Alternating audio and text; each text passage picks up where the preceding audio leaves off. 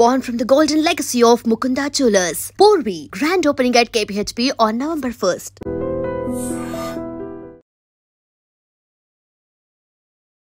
ఈ రోజు మనం హైదరాబాద్లోని హైటెక్స్ పక్కనే ఉన్న అర్ధనారీశ్వర టెంపుల్లో ఉన్నాం.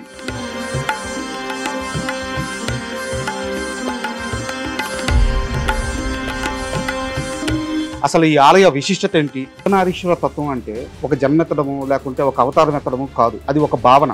కేవలం అర్ధనారీశ్వరుడు అంటే మనం కేవలం ఒక ఆడ ఒక మొగ శివ పార్వతులు సగం సగం అనే భావనలతోటే బ్రతికినాము. మొదటిసారి మాకు అమ్మవారి ఆదేశం ఎందుకు ఇచ్చిండ్రో మాకు తెలియదు, కానీ ఎట్లయితే ఆది అంతము అనుభవిస్తున్నామే కానీ ఆ తత్వాన్ని చూడలేకపోయినాము. ఆ తత్వాన్ని నిలువెత్తు రూపంలో ఇరు శక్తులు అంటే నిరాకారుడు, ఏ ఆకారం లేనివాడే శివుడు అని చెప్పి మనకి వేదాల్లో కూడా ప్రస్తావించున్నది. మరి ఇప్పుడు మీరే అన్నారు సృష్టికి అమ్మానాన్నలు ఎట్లా అయినారు? అసలు రూపమే ఉండాల్సిన అవసరం లేని లేనివాడు మనకెట్లా రూపం వచ్చింది? మహిపాల్ యాదవ్ ఎవరు? ఇంతకు ముందు అతని ఆధ్యాత్మిక ప్రయాణం ఏంటి? అతను చదివిన వేదాలు ఏంటి? అతను చదివిన పురాణాలు ఏంటి? మీరు మహిపాల్ యాదవ్ అన్నారు. ఫస్ట్ నేను మహిపాల్ యాదవ్ కాదు. అసలు దేవుడు అంటే ఏందని తెలుసుకున్న తర్వాత నేను నా పేరు ఒకటే ఉంచుకున్నాను. ఈ రోజు వరకు నా గోత్రాన్ని కూడా ఎక్కడ వాడా. ఓకే, నా గోత్రం లేదు. గరిగిపాటి గారు కానీ, లేకపోతే షణ్ముఖ శర్మ గారు కానీ, చాగంటి గారు కానీ, వీళ్ళందరూ కూడా చాలా ఉద్ధృతంగా ఇప్పుడున్న యువతని ఆధ్యాత్మిక మార్గం వైపు నడిపిస్తున్నారు. వాళ్ళు నడిపిస్తున్నారు, వీళ్ళు నడుస్తున్నారు. కానీ ఎక్కడి వరకు తెలుసా?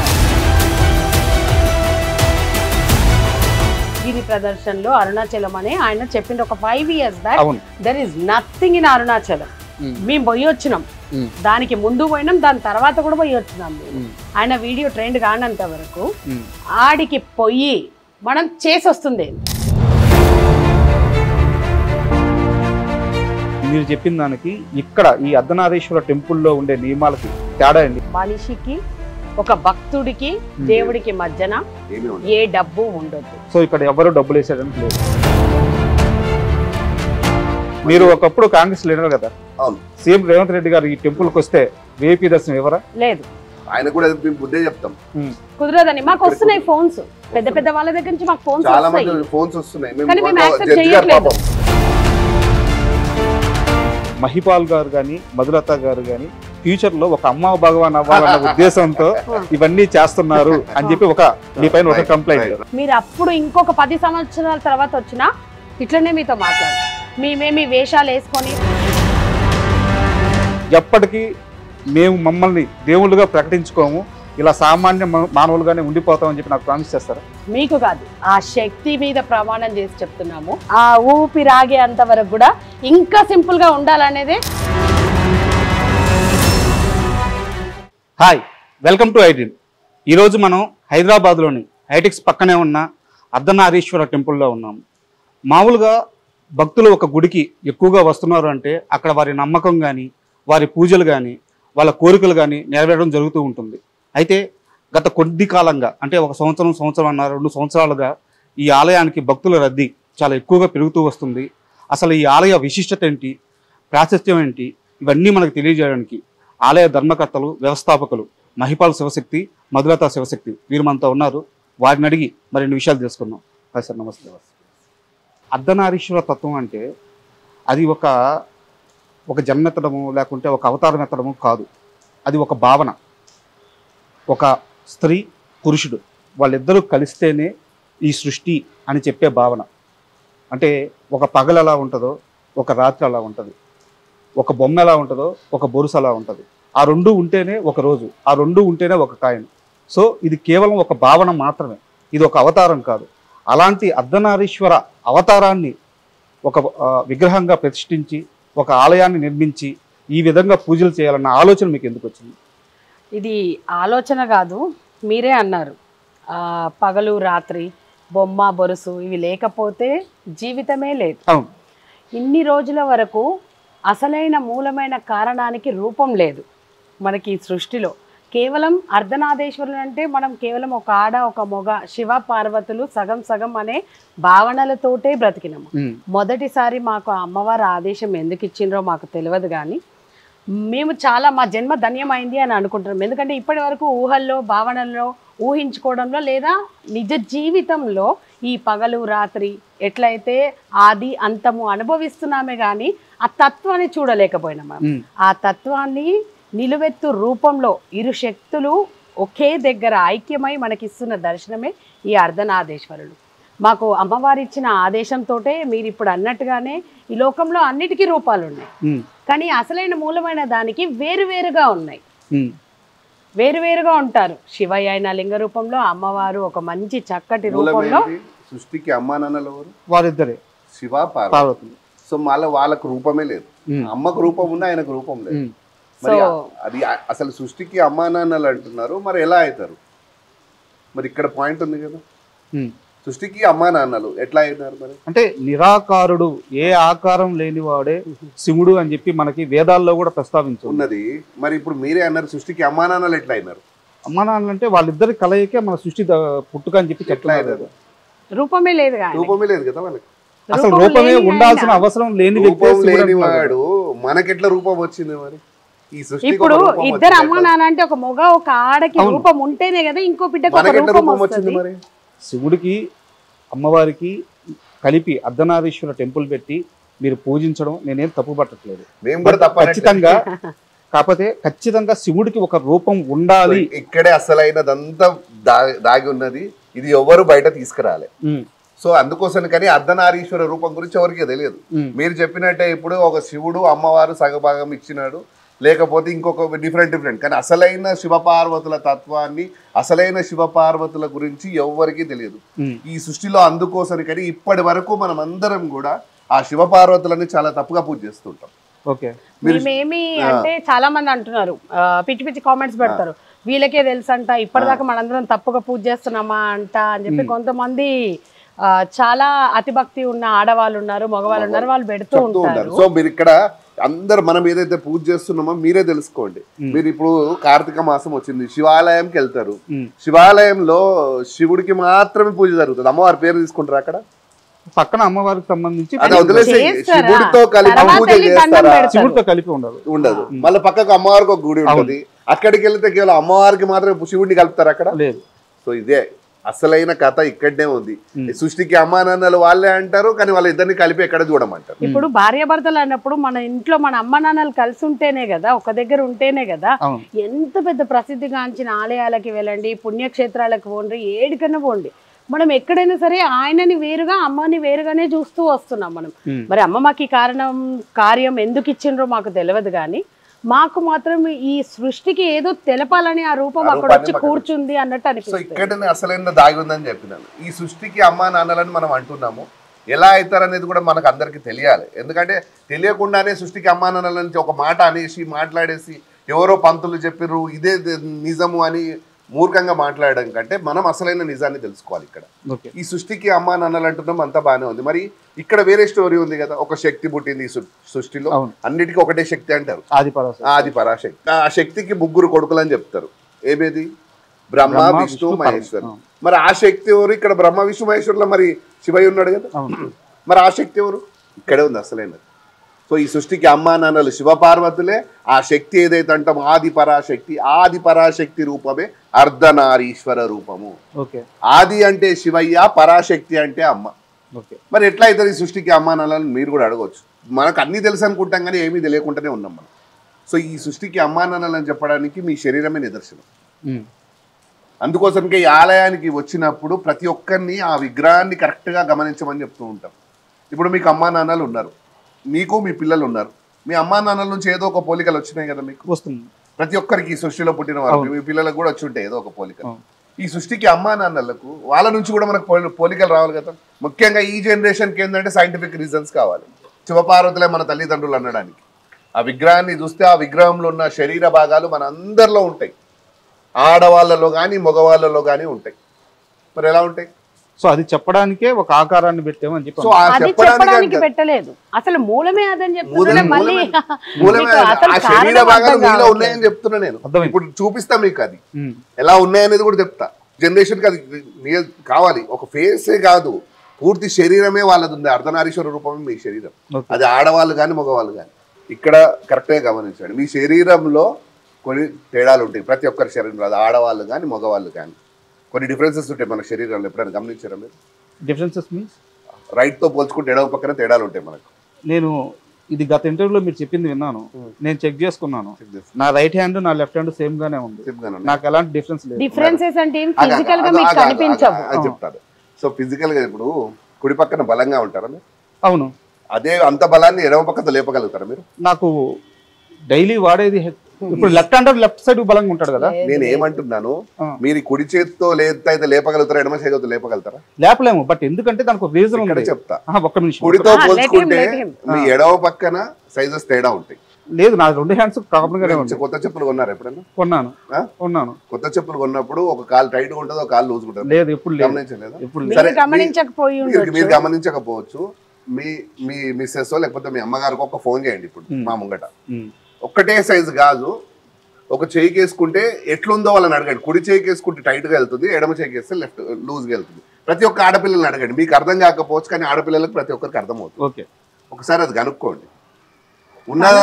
అనేది కాదు, మీరు టేప్ తీసుకొని చూసినా పాయింట్ లో అయినా వేరియేషన్ ఉంటుంది. సో ఇంకో మీ శరీరంలో ఇప్పుడు శ్వాసనాడులు రెండు ఉంటాయి మనకు. ఒక దాంట్లో కూల్గా ఉంటుంది, ఒక దాంట్లో వేడిగా ఉంటుంది. మరి ఎందుకు ఉంటుంది? గమనించారు ఎప్పుడన్నా? ఇది తెలియదు, తెలుసుకోండి. అదే చెప్తున్నా, మీ శరీరంలో ప్రతిదీ కూడా డిఫరెన్సెస్ ఉంటాయి. ఆ తత్వమే మన శివ పార్వతుల తత్వం. శివ పార్వతులు ఈ సృష్టికి అమ్మా నాన్నలు చెప్పడానికి మన శరీరమే నిదర్శనం. సో అందుకోసమనే కుడి పక్కన శివయ్య భాగం, ఎడవ పక్కన అమ్మవారి భాగం మీ శరీరం. సో ఇక్కడ శక్తి లేనిదే శివుడు లేడు, శక్తి లేకపోతే శివుడు శవంతో సమానం అని చెప్తూ ఉంటాం కదా. మరి అదే ఇక్కడ కూడా, మనకు కూడా శక్తి లేకపోతే మనం కూడా శవంతో సమానం అంటాం. ఎలా అంటే ఒంట్లో శక్తి లేకపోతే ఆ శక్తి ఎక్కడ ఉంటుంది మనకు? మామూలుగా సైంటిఫిక్ గా అయితే మనం తీసుకునే ఆహారం వల్ల వాటి అంతే కదా. అది ఎక్కడి నుంచి వస్తుంది మనకు? భగవంతుడు ఇచ్చింది. భగవంతుడు ప్రకృతి నుంచి వచ్చింది. అంతే. ప్రకృతికి ఎవరు దేవత? ఎవరికైనా దేవత అమ్మనే. అంతే. అమ్మ దగ్గర నుంచి శక్తి తీసుకొని మనం తిని మనం ఆ శక్తితో ఉంటున్నాం. సో మీ శరీరంలో కూడా ఎడమ పక్కన భాగాన మేము చెప్పినట్టు అమ్మవారి భాగమే కదా. అమ్మ దగ్గర ఏముంటది? హృదయ స్థానం ఉంటుంది. ఈ హార్ట్ నుంచి నీ మొత్తం బ్లడ్ సర్క్యులేషన్ జరుగుతుంది.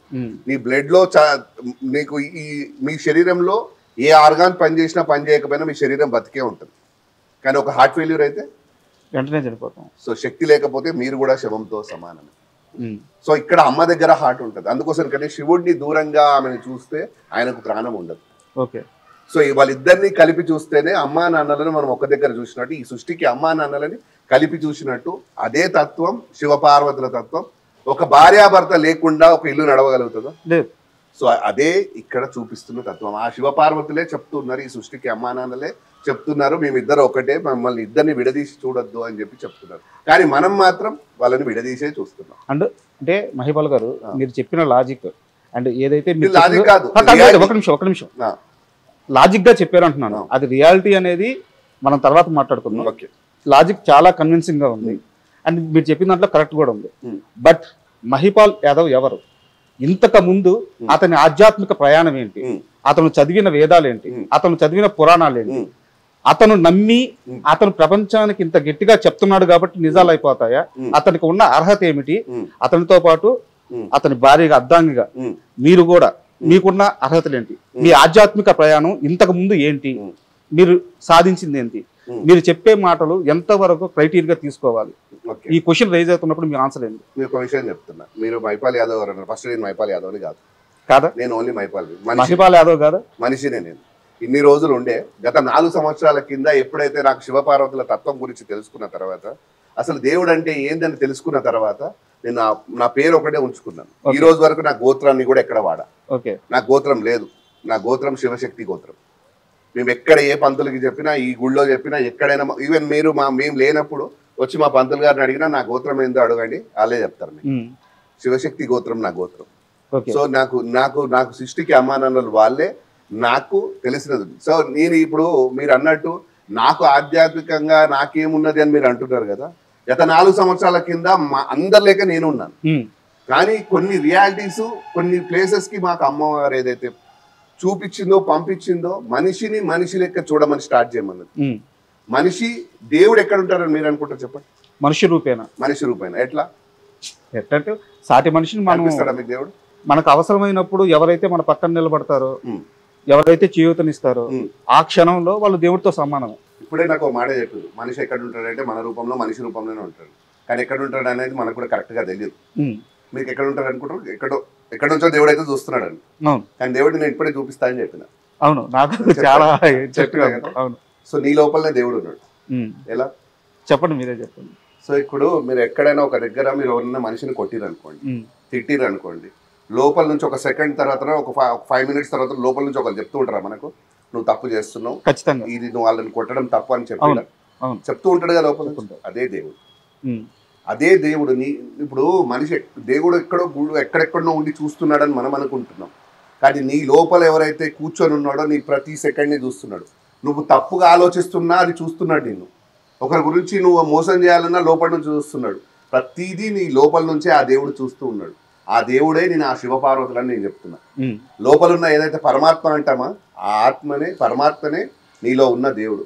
నువ్వు మంచి చేస్తే నిన్ను నలుగురు మంచోడని పిలుస్తారు, నువ్వు చెడు చేస్తే నిన్ను చెడు అని చెప్తుంటారు. ఇప్పుడు నేను అదే చెప్తున్నా, మీరు లోపల నుంచి దేవుడు ప్రతి సెకండ్ నిన్ను చూస్తూ ఉంటాడు. నువ్వు ఏం చేస్తున్నావు, నువ్వు అబద్ధం ఆడుతున్నావా, నిజం మాట్లాడుతున్నావా, ఏం చేస్తున్నావు అని ప్రతి చూస్తున్నావు. నువ్వు ఏమి ఇస్తున్నావో దేవుడు అది రిటర్న్ నీకు ఇస్తున్నాడు. అంతకు మించి ఇంకా ఇక్కడ దేవుడు అనేటోడు మన దగ్గర ఎందుకు నేను చెప్తున్నానంటే, కొంతమంది మహానుభావులు ఉన్నారు మన దగ్గర కూడా. ఇప్పుడు ఎన్టీఆర్ గారు ఉన్నారు, రాజశేఖర రెడ్డి, ఇప్పటికి కూడా వాళ్ళకి కొంతమంది దేవుళ్ళ లెక్క చూస్తారు. ఎందుకంటే ప్రజలకు ఎక్కడో ఒక దగ్గర మంచి చేసిండని చెప్తూ ఉంటారు. ఇప్పుడు శివాజీ మహారాజు ఉన్నాడు, ప్రజలకు మంచి చేసిండు కాబట్టి ఆయన దేవుడుగా చూస్తారు. ఇప్పుడు మిమ్మల్నే చెప్తున్నా నేను, మీరు ఏదో కష్టాలలో ఉంటే ఒక మనిషి వచ్చి మిమ్మల్ని టైం మీద మిమ్మల్ని ఆదుకుంటే నువ్వే అంటావు అతన్ని దేవుళ్ళ. సో మీరు ఎవరికైనా సహాయపడితే మిమ్మల్ని దేవుడు అంటారు. సో నేను అనేది కూడా మన మనుషులలో దేవుడు ఉన్నాడు, కానీ అది మనిషి మనం బతుకుతున్నాం అనేది మేము చెప్తున్నమాట. అది కరెక్టే. మీరు అడిగిన ప్రశ్నకి నేను సమాధానం చెప్తా. మీరేమైనా వేదాలు చదువుకున్నారా? ఇంత ఆధ్యాత్మికంగా మీరు అందరికీ చెప్తున్నారు, ఇది తప్పు అంటున్నారు, ఇది చేద్దంటున్నారు, అది చేద్దాం. అన్నీ చదువుకున్న వాళ్ళు ఏం చేస్తున్నారు అంటే, అన్నీ చదువుకున్న వాళ్ళు ఇప్పుడు ఈ సమాజానికి ఏం చేస్తున్నారు? వేదాలు చదువుకున్న వాళ్ళు ఏం చేస్తున్నారు? నాకు తెలిసిన కొన్ని పేర్లు చెప్తాను, చెప్పండి. ప్రవచనకర్తలు ఉన్నారు, గరిగిపాటి గారు కానీ, లేకపోతే షణ్ముఖ శర్మ గారు కానీ, లేదంటే చాగంటి గారు కానీ, వీళ్ళందరూ కూడా చాలా ఉద్ధృతంగా ఇప్పుడున్న యువతని ఆధ్యాత్మిక మార్గం వైపు నడిపిస్తున్నారు. వెరీ గుడ్, మంచి మాట చెప్పిండ్రు. వాళ్ళు నడిపిస్తున్నారు, వీళ్ళు నడుస్తున్నారు. కానీ ఎక్కడి వరకు తెలుసా అది? ఇప్పుడు చాగంటి గారు చెప్పిండ్రు ఏమని, గిరి ప్రదర్శనలో అరుణాచలం అని ఆయన చెప్పిండ్రు ఒక 5 years back. There is nothing in Arunachalam. మేము పోయి వచ్చినాం, దానికి ముందు పోయినాం, దాని తర్వాత కూడా పోయి వచ్చినాం మేము.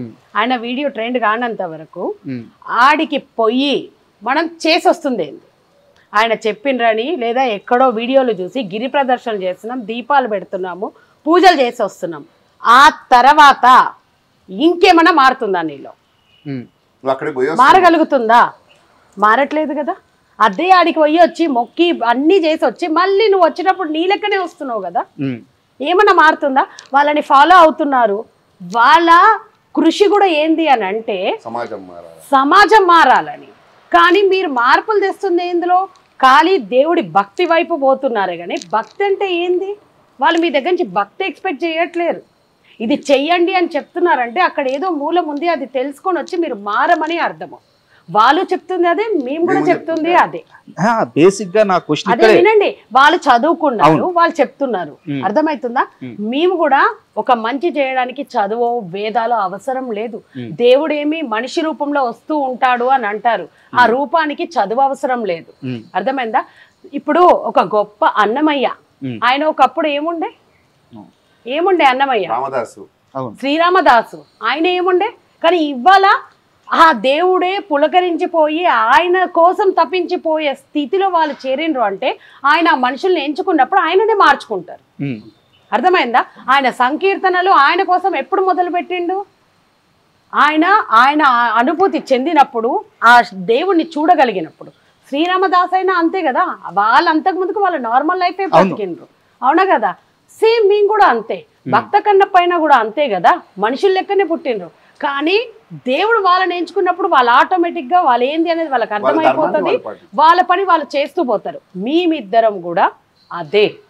మాకు కావలసింది ఏదో చదువో లేకపోతే పుస్తకాలో వేదాలో చదివితేనే మనిషిని మార్చగలుగుతాము అని అంటే ఈ పాటికి మన లోకంలో పాపమే లేకుండా పోతుంది. అది మీరు ఆపగలుగుతున్నారా? ఎంతమంది వేద పండితులు ఉన్నారు. ఇదొకటి అయితే గుళ్ళల్లో మనము ప్రతి దానికి డబ్బును తయారు చేసినాం. దేవుడు ముంగడ తీసుకుపోయి మనుషులకు కండవాలు కప్పుతున్నారు, వాళ్ళ దండలు చేస్తున్నాము. ఇవన్నీ ఎందుకు చేస్తున్నారు? వేదంలో ఉందా? అది చేయమని ఉందా? వేదంలో ఏముందో నేను ఒక మాట చెప్పాలా మీకు? దేవుడు ఎక్కడ దేవుడు వచ్చి కాపాడతాడని రాసలేదు వేదంలో.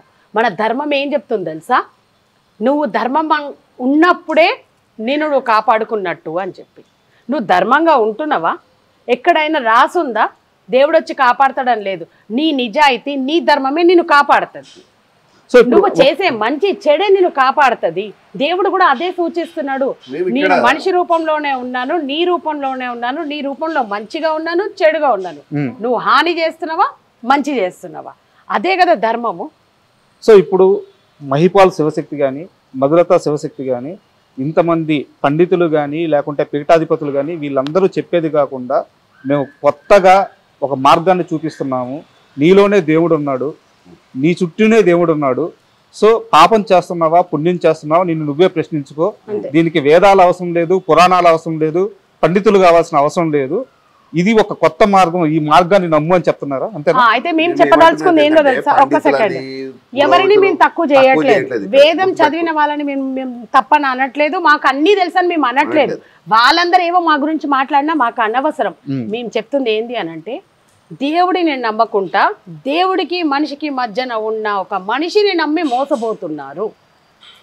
ఎంతవరకు అది కరెక్ట్? బ్రిడ్జ్ అవసరం లేదంటారు. అవసరం లేదు.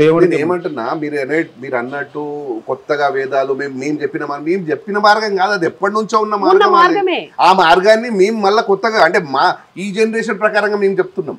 పెద్దవాళ్ళు అదే చెప్తున్నారు, మీ జనరేషన్ ప్రకారంగా అదే మార్గాన్ని మేము చెప్తాం. కొత్తగా మేమేదో సృష్టించి ఈ మార్గాన్ని నడవమని నేను చెప్పట్లేదు.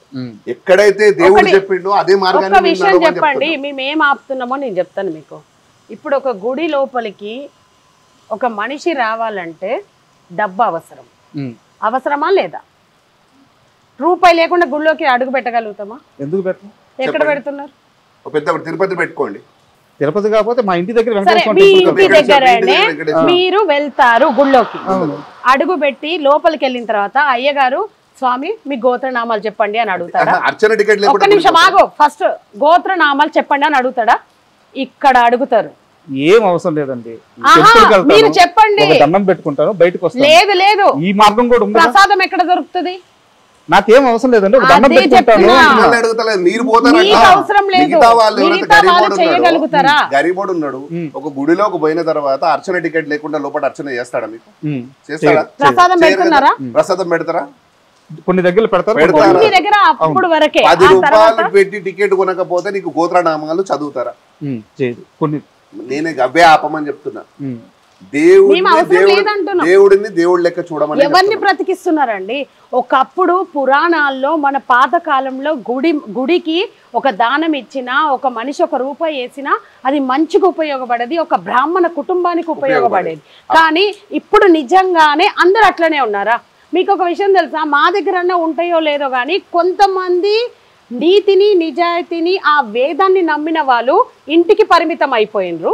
అబద్ధాలు చెప్పి ఏవి పడితే అవి ఈ పరిహారాలు ఆ దోషాలు ఈ పూజలు చేపించే వాళ్ళు మాత్రం పెద్ద పెద్ద బిల్డింగ్లలో పెద్ద పెద్ద కార్లలో పెద్ద పెద్ద బండ్లలో బ్రాహ్మణుల దగ్గరే ఉంటున్నాయి. అవి నేను చూసి వచ్చిన మేము ఎంతో మందిని చూస్తున్నాం. డబ్బుకి విలువ ఉంది కానీ నిజంగా దేవుడి కోసం ఇప్పుడు దేవుడు అంటే ఏంది? ఈ సృష్టిని సృష్టించిన వాడు, అవునా కాదా? నీ దగ్గర డబ్బు ఉందని చెప్పి మీరు ఇంటికి వెళ్ళిపోయిన ప్రసాదం ఇంటికి వచ్చేస్తుంది. దేవుడిని ఇంటికి తీసుకుపోతున్నారా? ఇది ఎక్కడ న్యాయం? మేము అది తప్పండి. గోత్రనామాలు చదివేస్తున్నారు. ఎక్కడ పెడితే పొద్దున్నే వీడియోలు తీసి పెడతారు వాళ్ళకు, మేము గోత్రనామాలతో పూజ చేస్తున్నాము అని, ఇగో మీరు ఇచ్చిన బట్టలు కట్టినామని. అవసరం ఏముంది ఇవన్నీ? నేను ఇవి మాత్రమే మార్చమని అంటున్నాం. మీ పూజలు, మీ పునస్కారాలు మేమేవి కూడా మన పెద్దవాళ్ళు పెట్టినవి ఏవి కూడా మేము తప్పనే మాట అనట్లేదు. ప్లస్ ఈ వేదం చదువుకున్న వాళ్ళు తప్పని మేము అనట్లేదు, అందరినీ అనట్లేదు. ఇక్కడ వాళ్ళని మాత్రమే అంటున్నాం. ఖచ్చితంగా నేను కూడా ఆ విషయాన్ని సమర్థిస్తాను. ఎందుకంటే దేవుడి దగ్గర ఎవరైనా ఒకటే. మీకు ఒక విషయం తెలుసా, ఇప్పుడు ఈ మధ్య కాలంలో బాగా చాలా మంది కూడా మనకి అన్ని వీడియోస్ వైరల్ అవుతున్నాయి. ఈ సోషల్ మీడియా బాగా యాక్టివ్ అవ్వడం వల్ల పాపం పేదవాడు ఒక లైన్లో పిల్లల్ని పట్టుకొని ఏడుస్తూ నిల్చొని ఉంటారు. డబ్బున్నవాడు ఏం చేస్తున్నాడు, దబదబా వస్తున్నాడు, 500 రూపాయలు అక్కడ వేస్తున్నాడు, వాడు షాల్ కప్పించుకుంటున్నాడు, దండం పెట్టుకుని వెళ్ళిపోతున్నాడు. ఎక్కడ దేవుడు మరి? అయితే గుడిలో ఉండాల్సింది ఏంటి? అంటే దేవుడే స్వార్థపరుడా? దేవుడు తప్ప అప్పుడు? అది ఎట్లా దేవుడు కరెక్ట్ ఎట్లా అవుతాడు? దేవుడు ఎట్లా అవుతాడు? ఆయన లోపల కూర్చున్న ఆయన సమానంగా చూడాలి కదా, అందరు ఆయన పిల్లలే కదా. ఎందుకు జరుగుతుంది ఈ దర్శనాలు? ఎవరు ఇస్తున్నారు? మధ్యలో కూర్చున్న వాళ్ళు చేస్తున్నారు ఆ పని. అది తీయాలనేదే మా ముఖ్య ఉద్దేశం. ఇంకొకటి, చాలా మంది చాలా మహా మేధావులు పిచ్చి కామెంట్స్ పెడుతుంటారు. నీకు తెలుసా డబ్బులు పంతుల్లో ఎట్లా బతుకుతారో అది ఇదని. చాలా బాగా బతుకుతున్నారు. ఎండోన్మెంట్ వాళ్ళు జీతాలు ఇస్తున్నారు, అవునా కదా? నిజంగా ఆ డబ్బులు అక్కడ అమ్మకొచ్చే చీరలు కరెక్ట్ మనుషులకు పోతున్నాయా? అమ్మాల్సిన అవసరం ఏముందండి? చీరలు అమ్మితేనే అమ్మ గుడి నడుస్తుందా? లేదు కదా, అవసరం లేదు కదా. లేని పేదవాడికి తీసుకెళ్ళి ఆ చీరి, అప్పుడు ఆ అమ్మకి కట్టిన చీర విలువ ఉంది. నేను అదే పని చేస్తాను. ఇక్కడ చాలా మంది వచ్చి నన్ను అడుగుతారు, అమ్మవారికి కట్టిన చీరలు అమ్మండి, మేము కొనుక్కుంటాం, ఎంతైనా ఇయ్యను. నేను లేని వాడికి ఇస్తాను. మీరు చెప్పిన దానికి ఇక్కడ ఈ అర్ధనారీశ్వర టెంపుల్లో ఉండే నియమాలకి తేడా అండి. అంటే ఇక్కడ చాలా కొన్ని నిర్దిష్టమైన షరతులు ఉన్నాయని చెప్పి ఏంటి చెప్పండి. ఆ షరతులు ఏందో మీరే చెప్పారు. అది మీరే చెప్పారు. అమ్మవారు మీకు చెప్పారు. ఆ లెక్క ప్రకారం ఇక్కడ పూజలు జరగాలి, ఆ లెక్క ప్రకారమే ఇక్కడ పూజారులు ఉండాలి అని చెప్పారని చెప్పి మీరే చెప్పారు. ఒక్కసారి అవి ఏంటి, ఆ నియమాలు ఏంటి? నియమాలు అనేది ఇప్పటిదాకా మేమిద్దరం గొంతు దించుకొని అరిసినాం చూడు, గవే.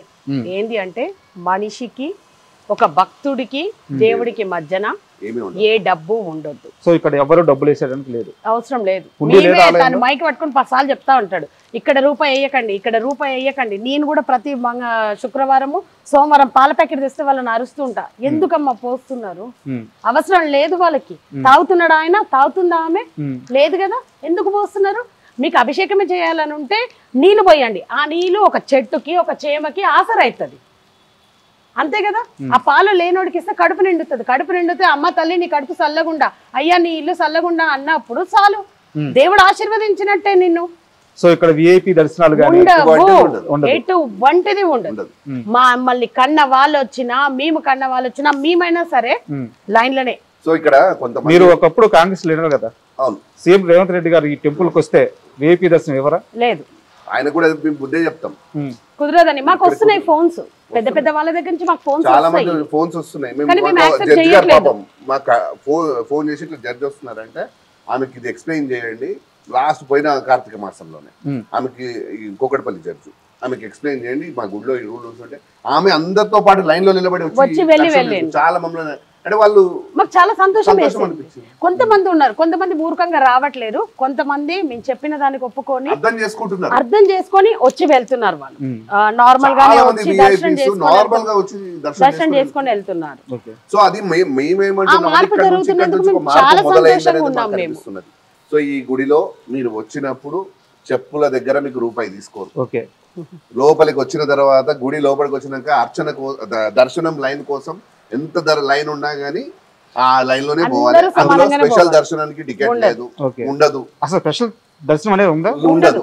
అందరూ ఒకరికి ఉంటుంది స్పెషల్ దర్శనం. అంటే గర్భవతులు, సీనియర్ సిటిజన్స్ వాళ్ళని మాత్రం మేము డైరెక్ట్ అంటే పక్కకి తీసుకొచ్చి లోపల పంపిస్తాం. ఇంకొక నియమం ఏంటంటే ఈ గుడిలో అర్చన చేసుకోవడానికి టికెట్ ఉండదు. మా పంతులు గారు ఫ్రీగా చదివి పెడతారు.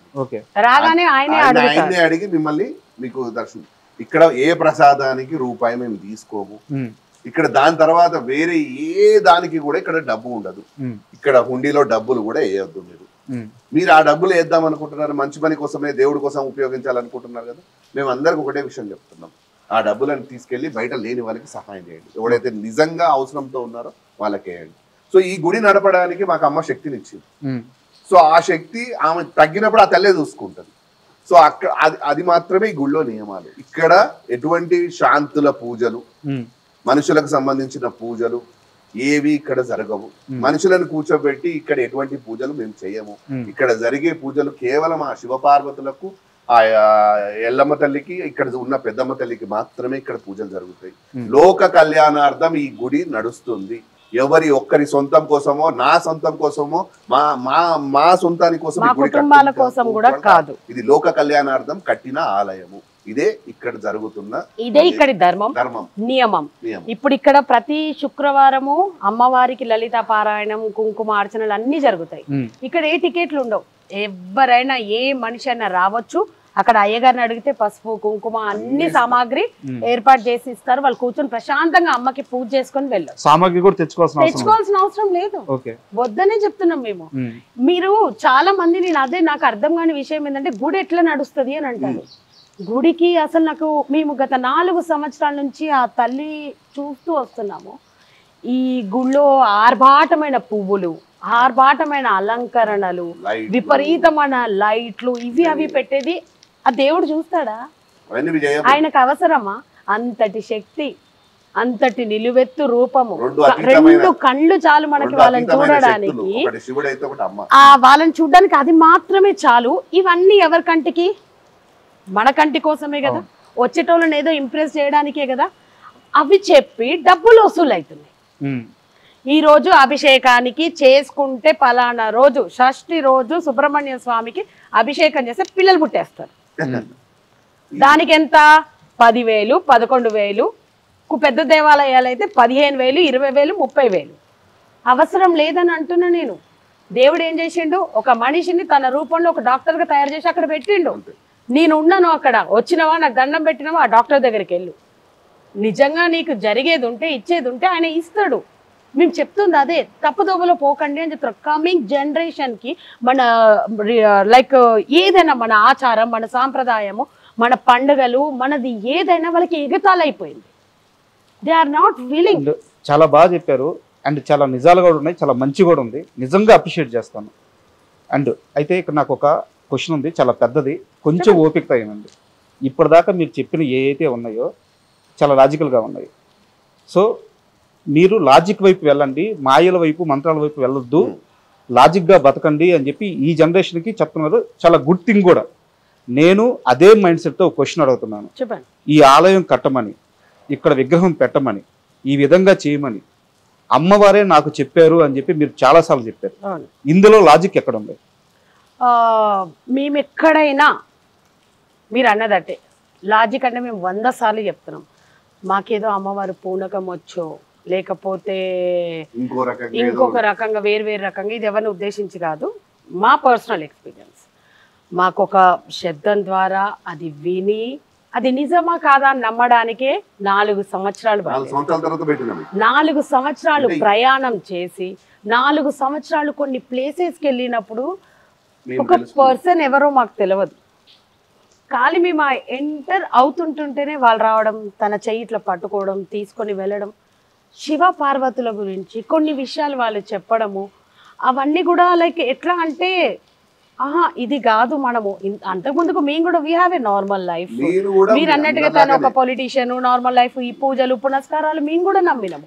మేము కూడా ఎక్కడికైనా పోతే డబ్బులు ఇచ్చి వెళ్ళడము, చేయడము. కానీ అవన్నీ తప్పని మేము ఇప్పుడు చెప్తున్నామంటే, ఒక మనిషికి ఎక్కడో లైక్ ఇప్పుడు అన్నమయ్య,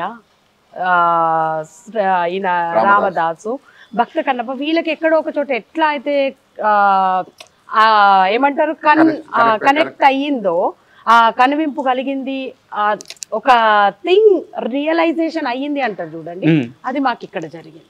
మేము ఒక మనిషి రూపంలో విని ఆ మనిషి రూపంలో అది తెలుసుకొని వచ్చే చేస్తున్నామే కానీ ఏదో పిచ్చి పిచ్చిగా ఎక్కడో ఏదో మాకు అవసరం ఉంది కదా అని చెప్పి ఇది చేసుకుని ఇక్కడ మేము తప్పు చేస్తే మీరు అడిగిన ప్రశ్నకి సమాధానం. మేడం, నేను ఫస్ట్ ఆఫ్ ఆల్ ఇక్కడ ఒకటి క్లియర్ చేస్తున్నాను. ఇక్కడ మీరు చేస్తున్న పూజలైతే కానీ, ఈ ఆలయ పనులైతే కానీ, అండ్ మీ మైండ్ సెట్ అయితే కానీ ఏది కూడా తప్పుగా లేదు. నిజంగా ధార్మికంగా చాలా మంచి వైపు వెళ్తున్నారు. నేను చాలా అప్రిషియేట్ చేస్తున్నాను ఈ విషయంలో. ఎందుకంటే నాకు అసలు ఇక్కడ ఎవరో కూడా హుండీలో డబ్బులు లేదని మీరే చెప్తున్నారు. ఇక్కడ అసలు బిజినెసే లేదు. సో నిజంగా చాలా మంచి మనసుతోనే చేస్తున్నారు. అయితే ఇక్కడ నా క్వశ్చన్ ఏంటంటే, ఇంత లాజికల్ గా మీరు అందరినీ క్వశ్చన్ చేస్తున్నప్పుడు మీకు ఒక మనిషి వచ్చి మీరు చేయబట్టుకున్నాడనో లేకుంటే అమ్మవారి వాక్కు ఆ శక్తి మీకు వచ్చిందని చెప్పేసి ఆ పలుకులు మీ నోటి నుంచి వచ్చినాయని మాకు తెలియజేయడానికి మాకంటే ఒక ప్రూఫ్ కావాలి కదా. చూపించినాం కదా కొన్ని వీడియోస్ లో, శివ వాళ్ళ వీడియోలో కూడా. మీరు అనే పాయింట్ ఏంటంటే లాజికల్ గా ప్రూఫ్ కావాలని అన్నారు. సో అంత పెద్ద ప్రూఫే మీ బాడీ శరీరమే మీ అర్ధనారీశ్వర రూపం అని చెప్పినాం. ఇవి మాకు అర్థమైనాయి కాబట్టి మీకు వచ్చి నేను చెప్తున్నాను, లేకపోతే నాకేం తెలుసు ఇవన్నీ. సో ఇక్కడ థింగ్స్ కూడా మాకు అమ్మవారు చెప్పే విషయం ఓన్లీ ఈ కార్యం కోసం మాత్రమే చెప్తుంది. నా లైఫ్ ఏమైపోతుంది, ఆమె లైఫ్ ఏమైపోతుంది, ఇప్పుడు బయట చెప్తుంటారు కదా నువ్వు ఇది చేయకపోతే ఇది అవుతుంది నీకు. తను అడిగిన ప్రశ్నకి ఒక్క నిమిషం, నా క్వశ్చన్ కూడా అదే సార్. అంత శక్తి అమ్మవారు ఒక్క మహిపాల్ని మధులతని మాత్రమే ఎందుకు ఎంచుకున్నారు? మాకు కూడా అర్థం కాదు అదే. మాకు కూడా మా ఇంట్లో వాళ్ళకి కూడా ఇదే, మేము అందరికీ మీకున్న క్వశ్చన్ మా ఇంట్లో వాళ్ళకి కూడా సేమ్ క్వశ్చన్. సరే ఒక్క నిమిషం, అన్నమయ్యని ఎందుకు ఎంచుకున్నాడు వెంకటేశ్వర స్వామి? సమాధానం ఉందా? రామదాస్ ఎందుకు ఎంచుకున్నాడు? సమాధానం ఉందా? వాళ్ళందరూ కారణ జన్మలో అంటారు. ఏమో చెప్పలేము.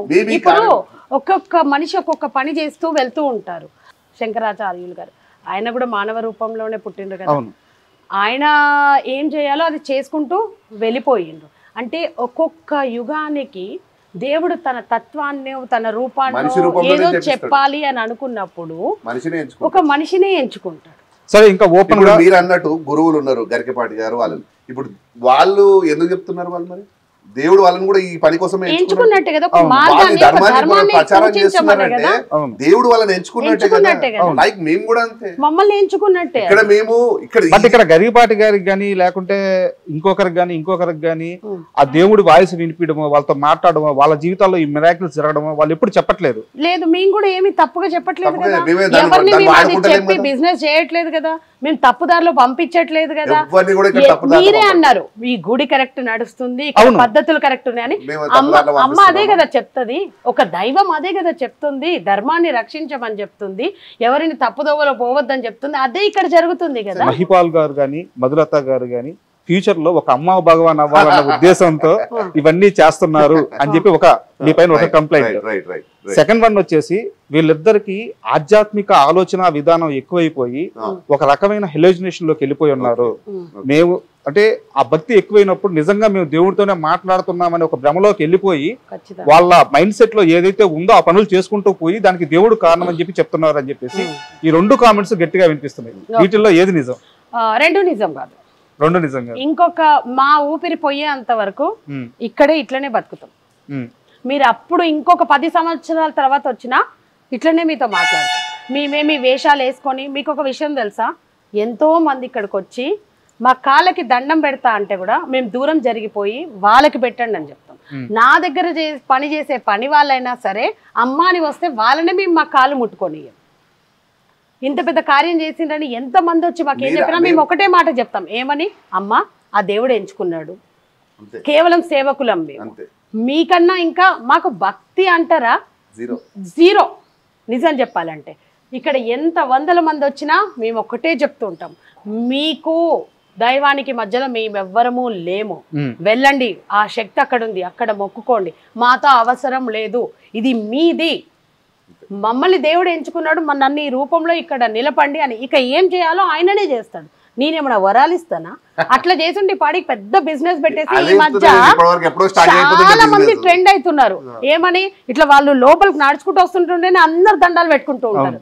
మమ్మల్ని ఎప్పుడైనా మీరు చూడండి, మా కెమెరాలు ఉంటాయి, లేదా ఎవరినన్నా అడగండి, ఇక్కడ భక్తులు కానీ రెగ్యులర్ భక్తులు చాలా మంది ఉన్నారు. నేను మీ ఇంటర్వ్యూయే ఇది స్టోర్ చేసి పెట్టండి, ఇట్లాంటిది ఏదన్నా ఫస్ట్ వస్తే ఫస్ట్ మీరే తీసి బయట పెట్టండి. మా ఇద్దరిలో ఆ తేడా చూస్తే అంటే భగవాన్లు అయిపోవడము, మేము అంటే ఒక స్వామీజీ ఒక అమ్మవారు అయిపోవడంలో, హెలిజినేషన్ లో బతికేటోడు వేరే రకంగా బతుకుతాడు. అన్ని ఇంత ఇది వేరే వాడిని మారమని చెప్పాడు, వాడే భక్తిలో పోతూ ఉంటాడు. ఆ దేవుడు ముందు కూర్చొని అమ్మ నువ్వే అమ్మ నువ్వే అమ్మ నువ్వే నీకు ఇది అది అని చెప్తాడు. ఎవరిని కూర్చోబెట్టి మేమేమి లెక్చర్లు ఇవ్వట్లేదు, ఏమి చేయట్లేదు. మీలాంటి వాళ్ళు దేవుడు అని చెప్తున్నాం, మేము దేవుడు అని చెప్పట్లే. ఇక్కడ మిమ్మల్ని తప్పు చేయనిస్తుందా? లేదు, అది మాత్రమే నమ్మండి అని చెప్తున్నాం. ఇంకా వేరే వాళ్ళని నమ్మొద్దు అని చెప్తున్నాం. అది హిలిజినేషన్ ఎట్లయితే? సో దేవుళ్ళు మేము ఎట్లయితాం? ఒక్కసారి చెప్పండి, అది హిలిజినేషన్? Everyone sense. గరకపాటి గారు చెప్తున్నారు, చాగంటి గారు చెప్తున్నారు, మీ అంతరాత్మనే దైవము శివయ్య మీ లోపలనే ఉన్నాడని చెప్తున్నాడు. మేము కూడా గదే చెప్తున్నాం కదా. మేమందరం చెప్తుంది నమ్ముతుంది దేవుడు మనలో ఉన్నాడు, పక్కన వాళ్ళలో కూడా ఉన్నాడు అని చెప్పి. బట్ మీ ఇద్దరు చెప్తుంది ఏంటంటే అమ్మవారే వచ్చి మాతో మాట్లాడుతున్నారు అని చెప్పి, వచ్చి మాట్లాడుతున్నారు అని చెప్పట్లేదు, సరిగ్గా మీ చేత మాట్లాడిస్తున్నారు అని చెప్తున్నారు. సరిగ్గా వినట్లేరు. ఒక వాయిస్ అమ్మ 100 మాటలు ఇవేవో ఇక్కడ మనకి అమ్మవాళ్ళు వచ్చి కూర్చొని నీకు ఇది జరిగిపోతుంది అది జరిగిపోతుంది వేపాకులు పట్టుకొని నిమ్మకాయలు వేసుకొని. సరే, ఒక కమ్యూనికేషన్ అయితే అక్క శక్తి నుంచి కమ్యూనికేషన్ చాలా మీకు అర్థమే కదా కమ్యూనికేషన్. రియల్ గా చెప్పాలంటే మాకేమి అన్ని ఇట్లా పిన్ టు పిన్ గుచ్చి ఉండవు. మాకు విగ్రహము చేపించాలి అన్నప్పుడు జస్ట్ ఆ క్వశ్చన్ అంతే, ఒక క్వశ్చన్ రేస్ చేసి వెళ్ళిపోయింది. అక్కడ వెళ్తేనే ఆ పని అవుతుంది అని చెప్పి తెలియక మాకు, మేము కూడా మనుషులమే కదా, ఒక అహం ఉంటుంది అప్పట్లో మాకు కూడా. డబ్బు వాడేస్తే అయిపోతుంది అని అనుకున్నాం, డబ్బుకి విలువ లేదని చూపించింది. విలువ లేదు ఎక్కడ, అర్థమవుతుందా? అసలు ఏం కావాలి, ఒక దైవ కార్యానికి ఒక నిజం కావాలి. సో మీరు అడిగినట్టుగా ఏదో మేము హెలిజినేషన్లో ఉండి బ్రతుకుతున్నాము, ఏదో చేసేస్తున్నాము అని అంటే, ఆ హెలిజినేషన్ అనేది వేరే రకంగా ఉంటుంది. తను నమ్మిందే నిజం, ఇదే చెయ్యాడు ఇదే అని చెప్పి తను చేసుకుంటూ వెళ్తూ తన చుట్టుపక్కల ఉన్న వాళ్ళని కూడా మార్చడం. ఒకవేళ మీరు అన్నట్టే మేము హెలిజినేషన్లోనే ఉన్నాం, మా హెలిజినేషన్లో తప్పేముంది? తప్పేం లేదు. మోసం చేస్తున్నామా? అబద్ధం చెప్తున్నామా? తప్పు చేయమని చెప్తున్నామా? లేదు కదా. మంచిగా ఉండమని చెప్తున్నాం, నిజంలో ఉండమంటున్నాం, దేవుణ్ణి నమ్మమంటున్నాము, దేవుడికి మీకు మధ్యన ఉన్నాం, మనిషిని నమ్మొద్దు అంటున్నాము. మూర్ఖ ఆలోచనలతోటి పోయి మీ తలరాతని దేవుడు కర్మ రూపంలో చెప్పిండు, అది నేను కూడా మార్చలేను, అందుకే తప్పు చేయకుండా మంచిగా బతుకు అని చెప్పిండు. అదే మార్గం మేము కూడా చెప్తున్నాం. కర్మని నమ్ముతాం మేము. ఆ కర్మ మీరు మంచి కర్మని తెచ్చుకోండి, కానీ చెడు మార్గంలో పోయి చెడ్డ కర్మని తెచ్చుకోవద్దు అని చెప్తున్నాను. ఒక చిన్న ఎగ్జాంపుల్ చెప్పన్నా మీకు. నేను 1,00,000 రూపాయల చీర కట్టినా నేను రాత్రి అయిన తర్వాత తీసేయాల్సిందే చీర, అంతే కదా. పంచపక్ష పరమాన్నాలు తిన్నా మలమూత్రాల ద్వారా విసర్జించాల్సిందే. ఎంత ఎత్తుకు ఎదిగినా, ఎన్ని డబ్బులు ఖర్చు పెట్టి ఏ ఫ్లైట్ ఎక్కినా, ఎంత హైయెస్ట్ ఫ్లోర్లో ఎక్కినా, మళ్ళీ నా పని కావాలంటే కింద భూమి మీదకి వచ్చి ఆ నేల తల్లిని తాకితేనే నా పని అవుతుంది. కొన్ని కోట్లు ఖర్చు పెట్టి కారేకి ఎన్ని గంటల ప్రయాణం చేసినా మళ్ళీ తాకి నా దగ్గరికి రా అని అంటుంది. అన్నీ ఏం సూచిస్తున్నాయి? లోపలికే పోవాలి, ఏది శాశ్వతం కాదని చెప్తున్నాయి. అదే మేము చెప్తున్నాము. అతి ఆశకి పోయి తప్పులు చేయకండి, ఎవరినో నమ్మి మోసపోకండి. ఎన్నిసార్లు చెప్పాలి? దేవుడు మీ నుంచి ఏమీ ఆశించడు. వజ్ర వైడూర్యాలు ఇచ్చినంత మాత్రాన నీ కర్మని తీసేయాడు. ఒక చెంబు నీళ్లు పోసినంత మాత్రాన నిన్నేమి దేవుడు అది చేయడు. చాలా మంది పేదవాళ్ళు నా దగ్గరికి వస్తూ, అమ్మ మేము ఎంత చేస్తున్నా దేవుడికి మాల్యం అవుతలేదు, దేవుడు మమ్మల్ని కరుణిస్తలేడు అని. నేనేం చెప్తానంటే, డబ్బున్నాడు ఎప్పుడు ప్రశాంతంగా నిద్రపోడు, కానీ నువ్వు మాత్రము ఆ పచ్చడి మెతుకులు వేసుకొని తిన్నా కూడా, ఒక పూట అన్నం తిన్నా కూడా ప్రశాంతంగా వండుకుంటావు. ప్రశాంతంగా నేను కొనుక్కుంటాను, ఎందుకంటే నా దగ్గర మేము వండుకుంటాం చాలా ప్రశాంతంగా. డబ్బులు లేవా మీ దగ్గర? అవసరం లేదు, డబ్బుల మీద అవసరమే లేదు. అసలు నిజం ఇక్కడ అర్థం చేసుకోవట్లేదు. మేమేమి వదిలేమని చెప్తున్నామో, ఏదైతే పిచ్చిగా బతకాలి అని అనుకుంటారు చూడండి, లగ్జరియస్ లైఫ్, పెద్ద కార్లు, పెద్ద పెద్ద ఇల్లులు, అవి ఇవి నగలు, అవి ఇవి అని చెప్పి అవన్నీ వదిలితే ఇన్ని కుటుంబాలు సంతోషంగా ఉన్నాయి మా చుట్టూ. ఒక 10 కుటుంబాలకు అన్నం పెట్టగలుగుతున్నాము. మేము ఒక రెస్టారెంట్కి వెళ్ళడం ఆపేస్తే ఒక కుటుంబం నెల రోజులు అన్నం తింటుంది. అది మేము చేస్తున్నాము, మేము అదే చెప్తున్నాం. మీరు ఏం చేస్తారు? పోయి 4 ఏళ్ల క్రితం ఈ గుడి కార్యక్రమాలు ఏం పెట్టుకోక ముందు మీ లైఫ్ స్టైల్ ఎలా ఉండేది? ఇప్పుడు మీ లైఫ్ స్టైల్ ఎలా ఉండేది? ఇప్పుడు అందరూ ఎట్లయితే బతుకుతున్నారు మీరు చెప్తున్నా, ఏదైతే లగ్జరీ లేకపోతే డబ్బులు సంపాదించి ఎట్లా బతుకుతున్నారు అనేది ఉందే చూసినారా? నా 4 years ముందు మేము కూడా అందరిలాగానే మేము బతికినాం. ఇప్పుడు మేము వదిలింది ఏంటంటే, మాలో ఉన్న దేవుడితో ఉన్న భయం, స్వార్థాన్ని వదిలినా.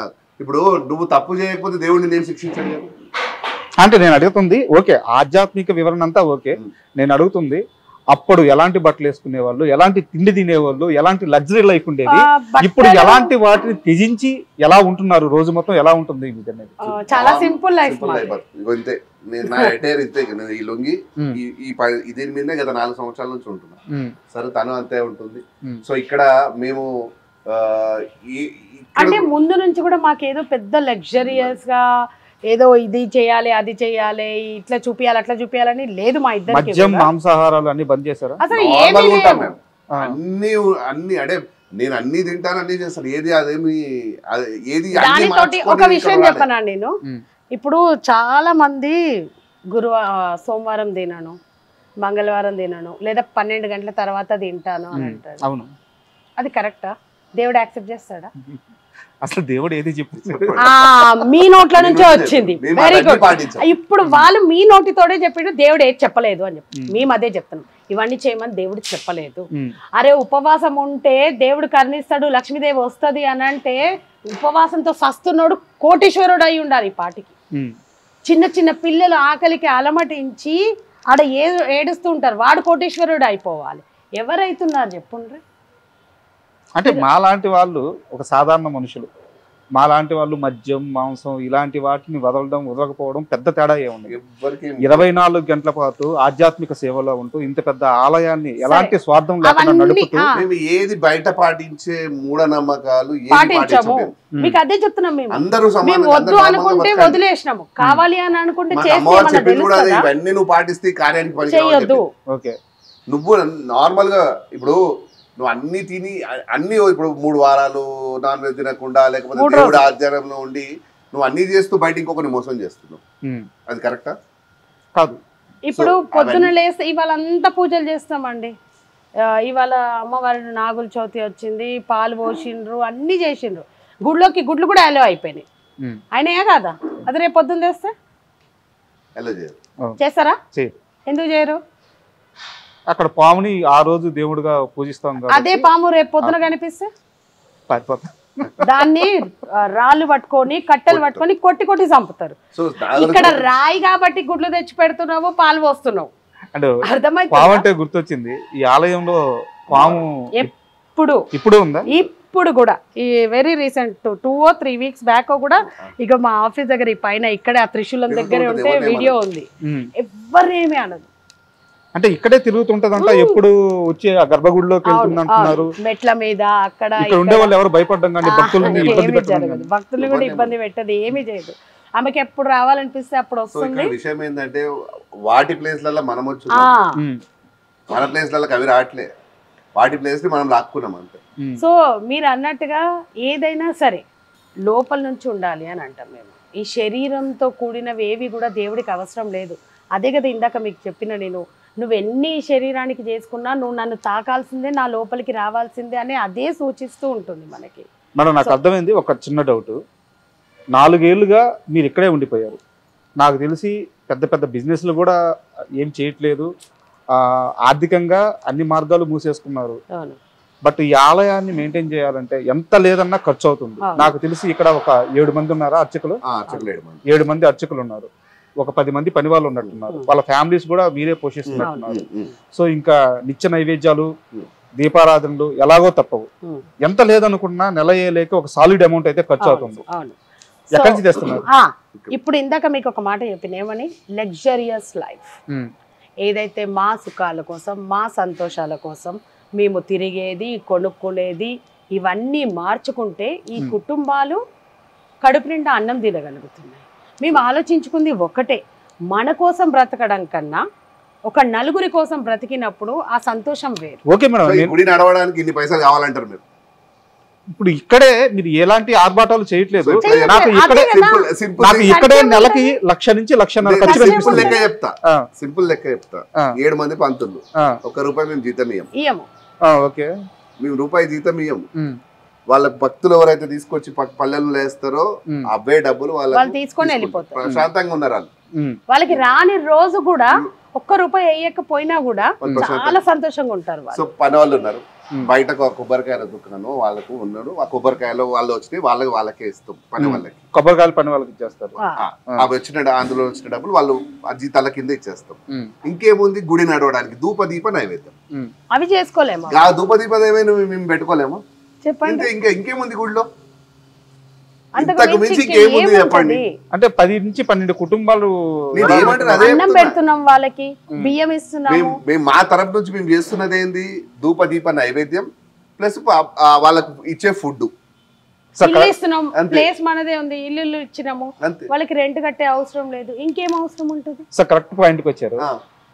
మహిపాల్ గారు ఈ గుడి కోసం ఎంతో కొంత తన జోబి నుంచే డబ్బులు ఖర్చు పెడుతున్నారు అండ్ దేవుణ్ణి బలంగా నమ్ముతున్నారు. అయితే ఇదే సమయంలో మీ పైన వచ్చిన మరో కామెంట్ ఏంటంటే, అసలు ఈ భూమి ఎవరిది, ఈ భూమిని కాపాడుకోవడానికి ఇంత ఖర్చు చేస్తున్నారా, ఇంత ఆధ్యాత్మిక మార్గాన్ని ముందుకు చూపిస్తూ వెనక ఆ భూమిని ఏమైనా కబ్జా చేశారా, ఇలాంటి కామెంట్ కూడా ఉంది. గుడ్ క్వశ్చన్, మంచిగా అడిగిన. చాలా మంది మనుషులలో డౌట్ ఉంది, ఏదో ఒక ల్యాండ్ కాపాడు నాకు ఎందుకంటే మా తాతలు ఎందుకంటే నేను ఇక్కడికి వచ్చిన తర్వాత ఈ క్వశ్చన్ అడగకూడదు అనుకున్నాను. ఎందుకు అడుగుతున్నా అంటే నాకు పక్కనే చెరువు కనిపిస్తుంది, ఇంకా డౌట్ ఎక్కువైంది. సరే విషయం చెప్తా. మా తాతల నుంచి వచ్చిన స్థలం ఇది. ఈ స్థలాన్ని మా తాత ఎప్పుడో అమ్ముదాం అనుకున్నాడు, అమ్మలేకపోయినాడు. ఎందుకంటే ఈ గుడి ఇక్కడ రావాల్సిన రాసి పెట్టినట్టుంది. ఆ దేవుడే మాకు ఇచ్చిండి ఈ స్థలం. ఆ కార్యం కోసమే ఈ డబ్బులు మాకు వచ్చినాయి. సమయం వచ్చింది, మేము వాళ్ళ కార్యం చేస్తున్నాం. సో ఆ దేవుడే ఇచ్చిండు, వాళ్ళకే ఇది మేము ఇచ్చినాం. ఇప్పుడు ఇంత పెద్ద పెద్ద హైరేజ్ అపార్ట్మెంట్లు ఇక్కడ కట్టొచ్చుండి మేము. అవును, కట్టొచ్చిన అవి కొన్ని 100 సంవత్సరాలకైనా గులగొట్టాలి. ఆ 100 సంవత్సరాలకు నేను ఉంటానో, నా పిల్లలు ఉంటారో, ఎవరో పోతారు. కానీ వీళ్ళు మాది కాదు, ఇది వాళ్ళది. సో ఇక్కడ ఈ ల్యాండ్ కాపాడుకోవడానికి నేను చేయాల్సిన అవసరం లేదు. ఓపెన్ బుక్, ఎవరైనా రండి, వాళ్ళకి అందరికీ నా డాక్యుమెంట్ చూపిస్తాను. సవాలా? 100%. ఎవరు వస్తారు రండి, మీరే చూస్తారా? మొత్తం ఎంత సార్ ల్యాండ్? ఇది ఎన్ని ఎకరాలు? మాది 2.5 3 ఎకరాలు చిల్లర. ఈ బిట్టు మొత్తం ఇది కాదు, ఇది దేవుడికి ఇచ్చేస్తుంది. ఇది మేము ఎక్కడ కూడా లెక్క చూడలేదు ఇంతవరకు. అసలు మాది కాదండి, ఇది వాళ్ళదు, దేవుడిదే. వాళ్ళది, మాది కానే కాదు. అదే చెప్తున్నాం కదా, స్వార్థం వదిలితేనే ముందుకు వెళ్ళగలుగుతున్నాం ఈ కార్యంలో. మేము నాది నాకు అని ఉన్నాం అనుకో, ఏది జరగట్లేదు. ఇప్పుడు ఇక్కడ నేను ఒక విషయం, మీరు అన్నట్టు ల్యాండ్ కాపాడుకోవడం, చిన్న గుడి కట్టుకుంటా, బిజినెస్ చేసుకుంటా, గుడిలో కూర్చొని ఎక్స్పోజ్ అవ్వాల్సిన అవసరం లేదు కదా. ఇంత మేము ఇప్పుడు మీలాంటి ఇంటర్వ్యూలలో వచ్చి ఇట్లాంటి మాట్లాడాల్సిన అవసరం లేదు. సమాజాన్ని నేను మార్చాలంటే నాకు దేవుడు ఇచ్చిన కార్యం కాబట్టి నేను పోతున్నా ముందు. అవసరం ఇవన్నీ మాటలు అవసరం లేదు కదా మాకు. ఇప్పుడు ఇదే నేను కాపాడుకోవాలనుకుంటే పైసలు సంపాదించుకుంటే బిజినెస్ చేసుకుంటే వెళ్ళిపోతా. కానీ ఇంత గట్టిగా ఇక్కడ కూర్చొని నేను ఇవన్నీ చెప్తున్నా అంటే ఎందుకు చెప్తున్నా? కాపాడుకోవడానికి ఇవన్నీ చేయాల్సిన అవసరం లేదు కదా. ఒక బలమైన మార్గాన్ని నమ్మారు, అంతే, దానితోటే నడుస్తున్నాం. సో మేము కూడా చెప్పేది ఇక్కడ నేను అదే చెప్తున్నా, ప్రతిదీ కూడా దేవుడు మనని ఒక మంచి పని కోసం ఈ సృష్టిలో పంపించాడు, మంచి పని కోసమే. ఇప్పుడు మీరు పుట్టినప్పుడు ఇవన్నీ ఉన్నాయా కర్మలు మీకు? మేము ఇంత పెద్ద గుడి కట్టినా మా కర్మని నమ్ముతాం మేము. రేపు పొద్దున నేను నా కర్మ ఉంటే ఖచ్చితంగా నేను ఆ కర్మ నేను అనుభవించాల్సిందే, అంతే. సో ఇక్కడ మేము కూడా అదే చెప్తున్నాం, మనం పుట్టినప్పుడు ఈ దేవుడు మనని మంచిగానే పంపించాడు సృష్టిలో. మనం చేసుకున్న పాపకర్మాలు బట్టే మనకు రివర్స్ వస్తుంటాయి, అవే అనుభవిస్తూ ఉంటాం. అంతకు మించి ఇంకా వేరేది ఏం లేదు ఇక్కడ. ఎందుకంటే ఈ గుడి మీద కానీ ఈ మీతో మాట్లాడాలని కానీ ఇంటర్వ్యూ కోసం రావడం కానీ ఏంటంటే, గత 2 ఏళ్ళుగా ముఖ్యంగా ఒక 1.5 year 2 yearsగా నేను చూస్తున్నాను. చాలామంది చెప్తున్నారు అక్కడికి వెళ్తున్నాము ప్రశాంతంగా ఉంటుంది, అంటే పెద్ద ఆర్భాటాలు లేవు, ఏదో నేనే నిజంగా దేవుడితో మాట్లాడుకున్నట్టు నేనే పూజ చేసుకున్నట్టు ఉంటుంది అని చెప్పేసి, అంటే ఆలయానికి వచ్చే వాళ్ళ సంఖ్య కూడా రోజు రోజుకి పెరుగుతూ వస్తుంది అన్నమాట. సో ఇవంతా బాగున్నాయి, ఇవంతా ఎక్సలెంట్గా నడుస్తుంది. అయితే అందరూ కూడా డౌట్ పడుతుంది ఏంటంటే, వీళ్ళిద్దరు మాత్రం ఎందుకు ఇన్ని వదిలేసి, జీవితంలో ఉన్న లగ్జరీ లైఫ్ను వదిలేసి, వ్యాపారాలు వదిలేసి, డబ్బును వదిలేసి ఆ దేవుడి సేవలో ఉన్నాము అని చెప్పి బలంగా చెప్తున్నారు? వీళ్ళకి ఏం అవసరం? అంటే ఈ రోజుల్లో మనం మంచి చేయాలన్నా దాన్ని నిరూపించుకోవాలి. అవసరం లేదు, మీకు చెప్తుంది అదే కదా.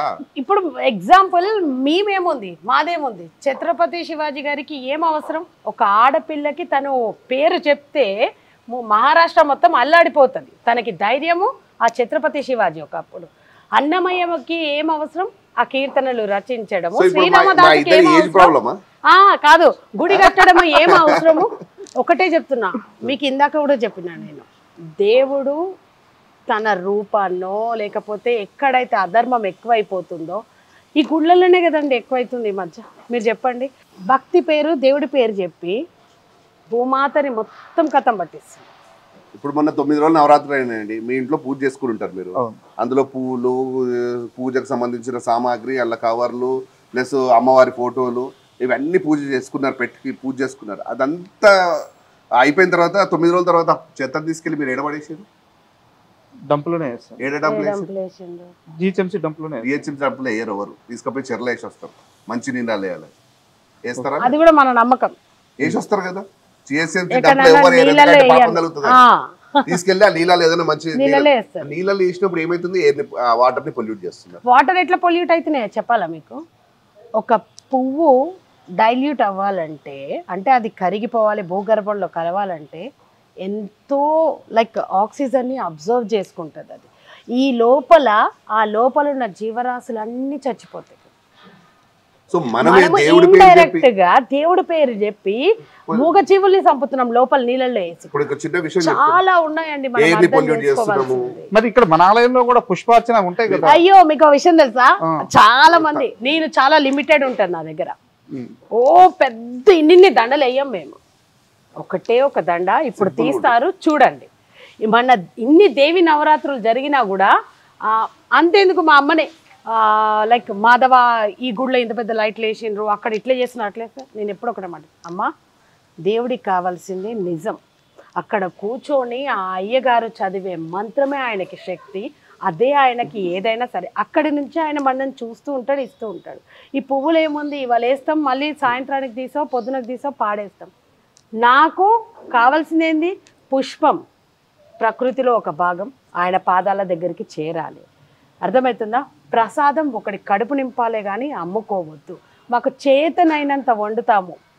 ఉత్సవాలు ఉండనియండి, రోజు పొద్దున కానీ సాయంత్రం కానీ మా స్తోమతికి తగ్గంత ప్రసాదం వండి స్వామివారికి అమ్మవారికి చూపించిన తర్వాత ఎంతమంది వస్తే అంతమంది.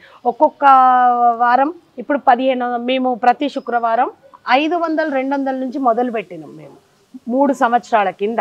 అది ఇవాళ 2000 మంది దాకా పోయింది. ఆ అమ్మ బలమే కదా. అది మాత్రమే మేము స్వార్థం లేకుండా చేయాలి అని అనుకుంటున్నాం.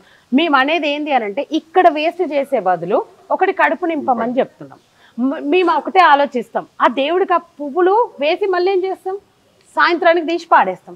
అదే పూలకు పెట్టే ఖర్చు నేను ఒక పేదవాడికి ఆ రైస్ బ్యాగో ఇచ్చినాను అనుకో, వాడు నెలంతా తింటాడు. ఆ ఆలోచనతో మేము ఇక్కడ కార్యాలు ఎక్కడ పోయినా మన పూజల పేర్లతోటి ఈ ప్రకృతిని నాశనం చేస్తున్నారు, ఈ పంచభూతాలను నాశనం చేస్తారు. పంచభూతాలన్నీ చూసేదెవరు, ఆ తల్లి. ఆ తల్లి మీద ఇవన్నీ తీసుకో. ఇప్పుడు మనము ఒక నదిని, గంగా నదిని ఎట్లా చూస్తాం మనం, అమ్మలాగా చూస్తాం. గోవుని ఎట్లా చూస్తాం మనం, తల్లిలాగానే చూస్తాం. అదే ఫారెన్ కంట్రీస్ లో చెరువుని ఏమని అంటారు వాళ్ళు, చెరువు లెక్కనే చూస్తారు. అదే గోవుని గోవులా చూస్తారు. మరి ఇక్కడ అమ్మ అని మనం చెప్పుకునే దాన్నేమో నాశనం చేస్తున్నాం. ఈ కవర్లు వేసి నదులలోనేమో ఇవన్నీ వేస్టేజ్ చేసి అమ్మ అనేది దాన్ని పూజ చేసేదాన్నేమో నాశనం పట్టిస్తున్నాం. అక్కడ గోవును పూజిస్తాం మనము. గోవును పూజించి దానికి ఏం చేస్తున్నాం, పేపర్ తీసుకొచ్చి లేని దానికి తినే సహజం. గోవు తినేది గడ్డి తింటది, కానీ మనం రొట్టెలు, బెల్లము, ఇష్టమున్న ఎవరి గుళ్ళో ఏం దేవుడి పేరుతో చెప్పి ఈ దోషం పోతుంది, ఆ పరిహారం పోతుంది అంటే తెచ్చి పెట్టేస్తున్నారు. మా ఆవుకి 3 సార్లు. సో ఈ సృష్టిని ప్రతి దాన్ని దేవుడి లెక్క చూస్తాం మనం. ఒక రాయిని కూడా దేవుడి లెక్క చూస్తాం మనము, మన ధర్మంలో ఉన్నది. కానీ మనం ఏం చేస్తున్నాము, మన సొసైటీలో ఉన్న ఈ దీంతో పూజలు పునస్కారాల పేర్లతోటి తీసుకెళ్లి కథం పట్టిస్తున్నాం మొత్తం. నీ ఇంట్లో పూజ చేసుకునేటప్పుడే దేవుడి పటం ఏమో అది దేవుడు అవుతుంది. దేవుడి పటం కొంచెం మెరుగుతే తీసుకొచ్చి ఏ గుళ్ళనో వదిలేస్తాం, లేకపోతే ఎక్కడైనా పాడేసి వెళ్ళిపోతాం. మాయమైపోతాడు. మేము అదే చెప్తున్నాం, దేవుడు ఏది చెప్పలే మీకు. దేవుడు నీలోనే ఉన్నాడు. నువ్వు దేవుడు మంచి పని చేయమంటున్నాడు నిన్ను. నలుగురికి నీకు కుదిరితే నలుగురు సహాయం అంటే డబ్బులే కాదు, ఇక్కడ గుర్తుపెట్టండి. మాట సహాయం ఇచ్చినా సహాయమే ఆ టైంకి. అంటే ఇక్కడ మహిపాల్ కానీ మధులత కానీ ఇద్దరికి చాలా బలమైన అభిప్రాయాలు ఉన్నాయి. సో మీరు నమ్మిన సిద్ధాంతాన్ని గట్టిగా చెప్పగలుగుతున్నారు, ఓకే, నేను యాక్సెప్ట్ చేస్తాను దానికి. బట్ ఇక్కడ సమస్య ఏంటంటే కొన్ని దశాబ్దాల నుంచి నమ్మే నమ్మకాలు కొన్ని ఉంటాయి. ఇప్పుడు చాలా కాంట్రవర్షియల్ సబ్జెక్ట్లోకి వెళ్తున్నాను. మీ ఇద్దరు కూడా ఫస్ట్ ఆఫ్ ఆల్ బాగా వైరల్ అయింది ఆ పీరియడ్స్ వీడియో వల్ల. సో పీరియడ్స్ అనేది ఒక ఉమెన్కి రెస్ట్ ఇవ్వడానికి గతంలో మన పెద్దలు చెప్పిన 5 రోజులు 4 రోజులు రెస్ట్ ఇవ్వడానికి పెట్టిన ఒక సాంప్రదాయం. మీరే ఒక వీడియోలో అన్నారు, వాళ్ళు అలా వినరేమో అని చెప్పి దేవుడు అనే ఒక భయాన్ని పెట్టి దూరం పెడితే వింటారు అని చెప్పేసి ఓకే ఐ యాక్సెప్టెడ్ ఇట్. సరే మంచి కార్యక్రమం, ఉమెన్కి ఒక 5 days రెస్ట్ ఇవ్వాలని చెప్పేసి. తరువాత ఇన్ని దశాబ్దాలు అయిపోయిన తర్వాత కూడా ఇన్ని సంవత్సరాలు అయిన తర్వాత కూడా ఎవరు కూడా ఫోర్స్ఫుల్గా నువ్వు రావద్దు అని చెప్పి ఉమెన్ అనట్లేదు. ఎక్కువ శాతం మంది ఉమెన్స్ వాళ్ళు రావట్లేదు. మిగతా టైంలో టెంపుల్కి వెళ్దాము, ఈ టైంలో పోకపోతే అని చెప్పి వాళ్ళు స్వతహాగా తీసుకుంటున్న నిర్ణయం అని చెప్పేసి దాన్ని మీరు ఎందుకు ఈ విధంగా ప్రమోట్ చేయాలి అని నా డౌట్. ప్రమోట్ చేయలేదు ఎక్కడ కూడా. అండ్ మేము ఎవరిని రమ్మని చెప్పట్లేదు, పొమ్మని చెప్పట్లేదు. నా లైఫ్ లో జరిగిన ఒక ఇన్సిడెంట్ ని మేము చెప్పడం జరిగింది. అండ్ ఇంకో విషయం మీరు అన్నట్టుగానే ఎవరు ఆపట్లేరు, కానీ తనంతట తానే ఒక అమ్మాయి డిసైడ్ అయ్యి ఉండిపోతుంది అని. లిటరలీ నా వీడియో వైరల్ అయిన తర్వాత ఒక thousands of women నాకు మెసేజ్ చేయడమే కాదు, నా దగ్గరికి రావడం, నన్ను కలవడం జరిగింది. అమ్మా ఈ ఒక్కదానికే ఇన్ని సంవత్సరాలు బాధపడుతూ మేము లోపల ఇంట్లల్లో ఉండిపోయినాము. మాకు రావాలని ఉన్నా, మాకు చెయ్యాలని ఉన్నా, ఏదున్నా కూడా ఒక భయం. ఒక పీరియడ్స్ రాగానే అంటరాని దాని లెక్కలు చూస్తున్నారు. ఇప్పుడు కూడా చూస్తున్నారండి. ఇప్పుడు కూడా తీసుకెళ్ళి లోపల ఇంట్లో ఒక మూల కూర్చోమంటున్నారు. అవసరమా అంటున్నాను నేను. మీరే అంటున్నారు ఎక్కడ కూడా జస్ట్ భయం కోసం దేవుడి పేరు చెప్పిండు, దేవుడు ఎక్కడ తప్పని చెప్పలేదు అంటున్నారు. అదే కామాఖ్యలో అమ్మవారికి పీరియడ్స్ వస్తేనేమో ఉత్సవాలు చేస్తున్నారు, ఎగబడి ఎక్కడెక్కడి నుంచో పోతున్నారు. కానీ నీ ఇంట్లో ఉన్న ఒక ఆడపిల్లకి పీరియడ్స్ వస్తే మాత్రము ఒక అత్తో, ఒక అమ్మో, ఒక ఆడబిడ్డనో ఆ టైంలో అంటరాంతరి లెక్కలు చూస్తున్నారు. అది ఎందుకు? అది మారాలి అని అంటున్నాం. చూడకండి, మేము రమ్మని చెప్పట్లేదు, కానీ అమ్మాయిని చిన్న పిల్లలండి, ఇవాళ రేపు 10 సంవత్సరాల పిల్ల పెద్ద మనిషి అవుతుంది. అవ్వట్లేదా ఈ హార్మోనల్ చేంజెస్ వల్ల? ఆ పిల్లకి ఏం తెలుసు? అది బయటకు వస్తే చాలు ఇంట్లో ఉన్న పెద్దవాళ్ళు హే పుట్టుకోగో అంటే ఆ పిల్ల ఇంటర్నల్గా ఎంత బాధపడుతుందో మీకు తెలుసా? నిన్న మొన్నటి దాకా ఆడుకున్న పిల్ల, ఆ పిల్లకి ఏం తెలుసు పీరియడ్స్ అంటే? మనం చేస్తున్న దానికి మన స్టోర్డ్ ఫుడ్ అవి ఇవి తినడం వల్ల, జంక్ ఫుడ్ తినడం వల్ల పాపం ఆ పిల్ల మెచ్యూర్ అయిపోతుంది. కానీ అది ఏందో ఆ పిల్లకి తెలియదు. అవును, ఎక్కడండి దాన్ని మేము తప్పు పిల్లల్ని బాధ చెప్తాను. మీరు అడిగిన పాయింట్ 100% మేము ఎక్కడ నేను ఒక విషయం చెప్తున్నా. పూర్వం ఏం చెప్పినారు, ఇప్పుడు ఏదైతే మనం మాట్లాడుతున్నారో మేము దానికి అపోజిట్ అని అనేటోళ్ళు పూర్వం ఏం చెప్పారు, వాళ్ళ మాటని ఒప్పుకుందాం. ఏమని 5 రోజులు ఏది ముట్టుకోవద్దు, ఎక్కడ రోజు ఒక రూమ్ లోనే ఉండాలి. అది అసలైన నియమం. మరి ఈ రోజు ఏం చేస్తున్నారు? ఒక దేవుడి దగ్గర తప్పించి ఇంట్లో వంట వండుతుంది అమ్మాయి, ఇంట్లో తిరుగుతుంది, షాపింగ్లు చేస్తున్నారు, అన్ని పనులు చేస్తుంది కదా అమ్మాయి. ఒక దేవుడికే పనికిరాడు కానీ వీటన్నిటికి పనికి వస్తుంది అమ్మాయి. మరి అదే మొత్తం పాటించాలి కదా.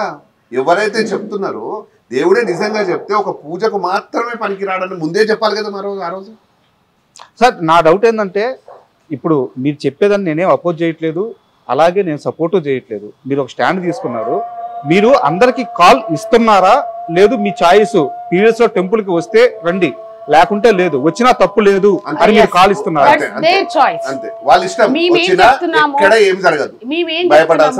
అవసరమే లేదు.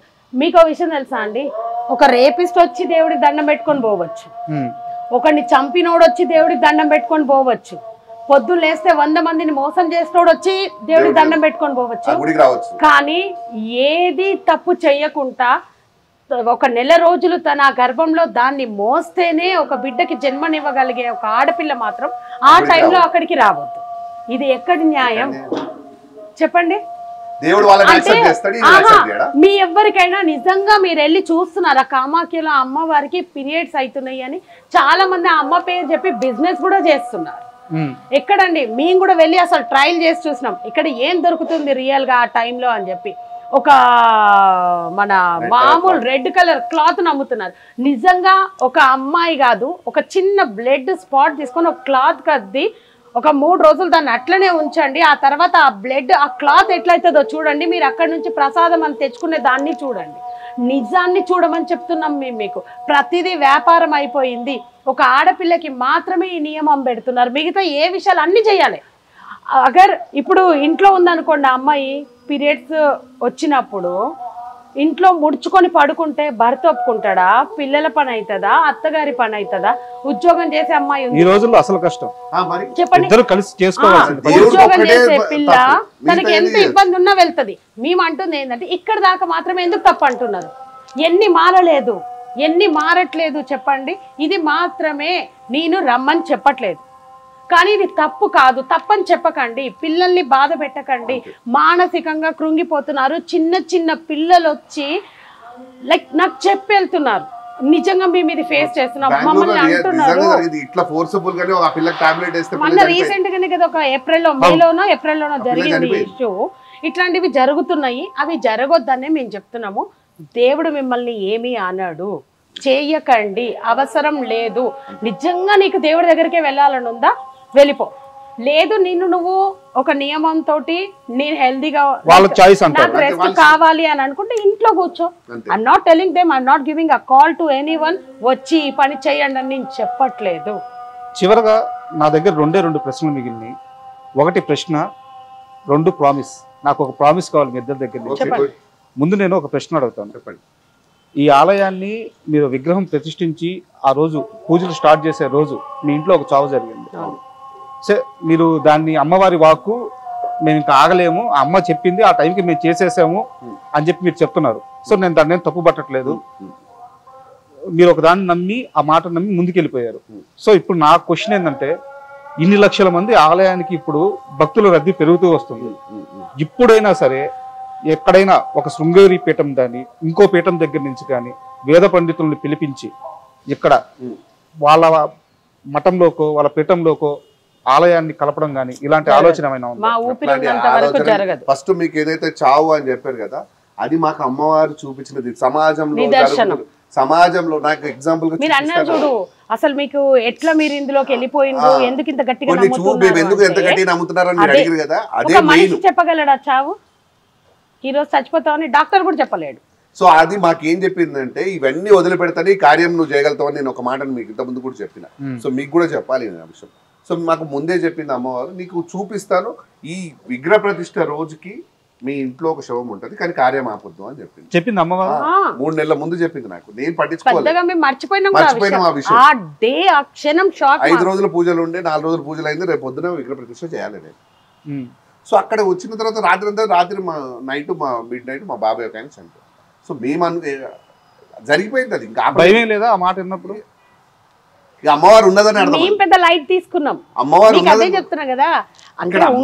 ఇప్పుడు మేము ఇంత గట్టిగా మేము నమ్మి చేయడానికి కారణమే ఇది. సో ఇక్కడ అమ్మవారు మాకు చెప్పింది, ఇవన్నీ లేవు ఈ సృష్టిలో, మీరు చేసేది మంచి పని అయితే ఎక్కడ ఆగాల్సిన అవసరం లేదు. లేదంటారు, ఎక్కడ లేదు. మంచి రోజు చెడు రోజు ఏమి లేదు. మీకు ఒక విషయం చెప్తా నేను, మీరు పుట్టినప్పుడు ముహూర్తం ఉండేనా? లేదు. చచ్చేటప్పుడు ముహూర్తం ఉంటుందా? లేదు.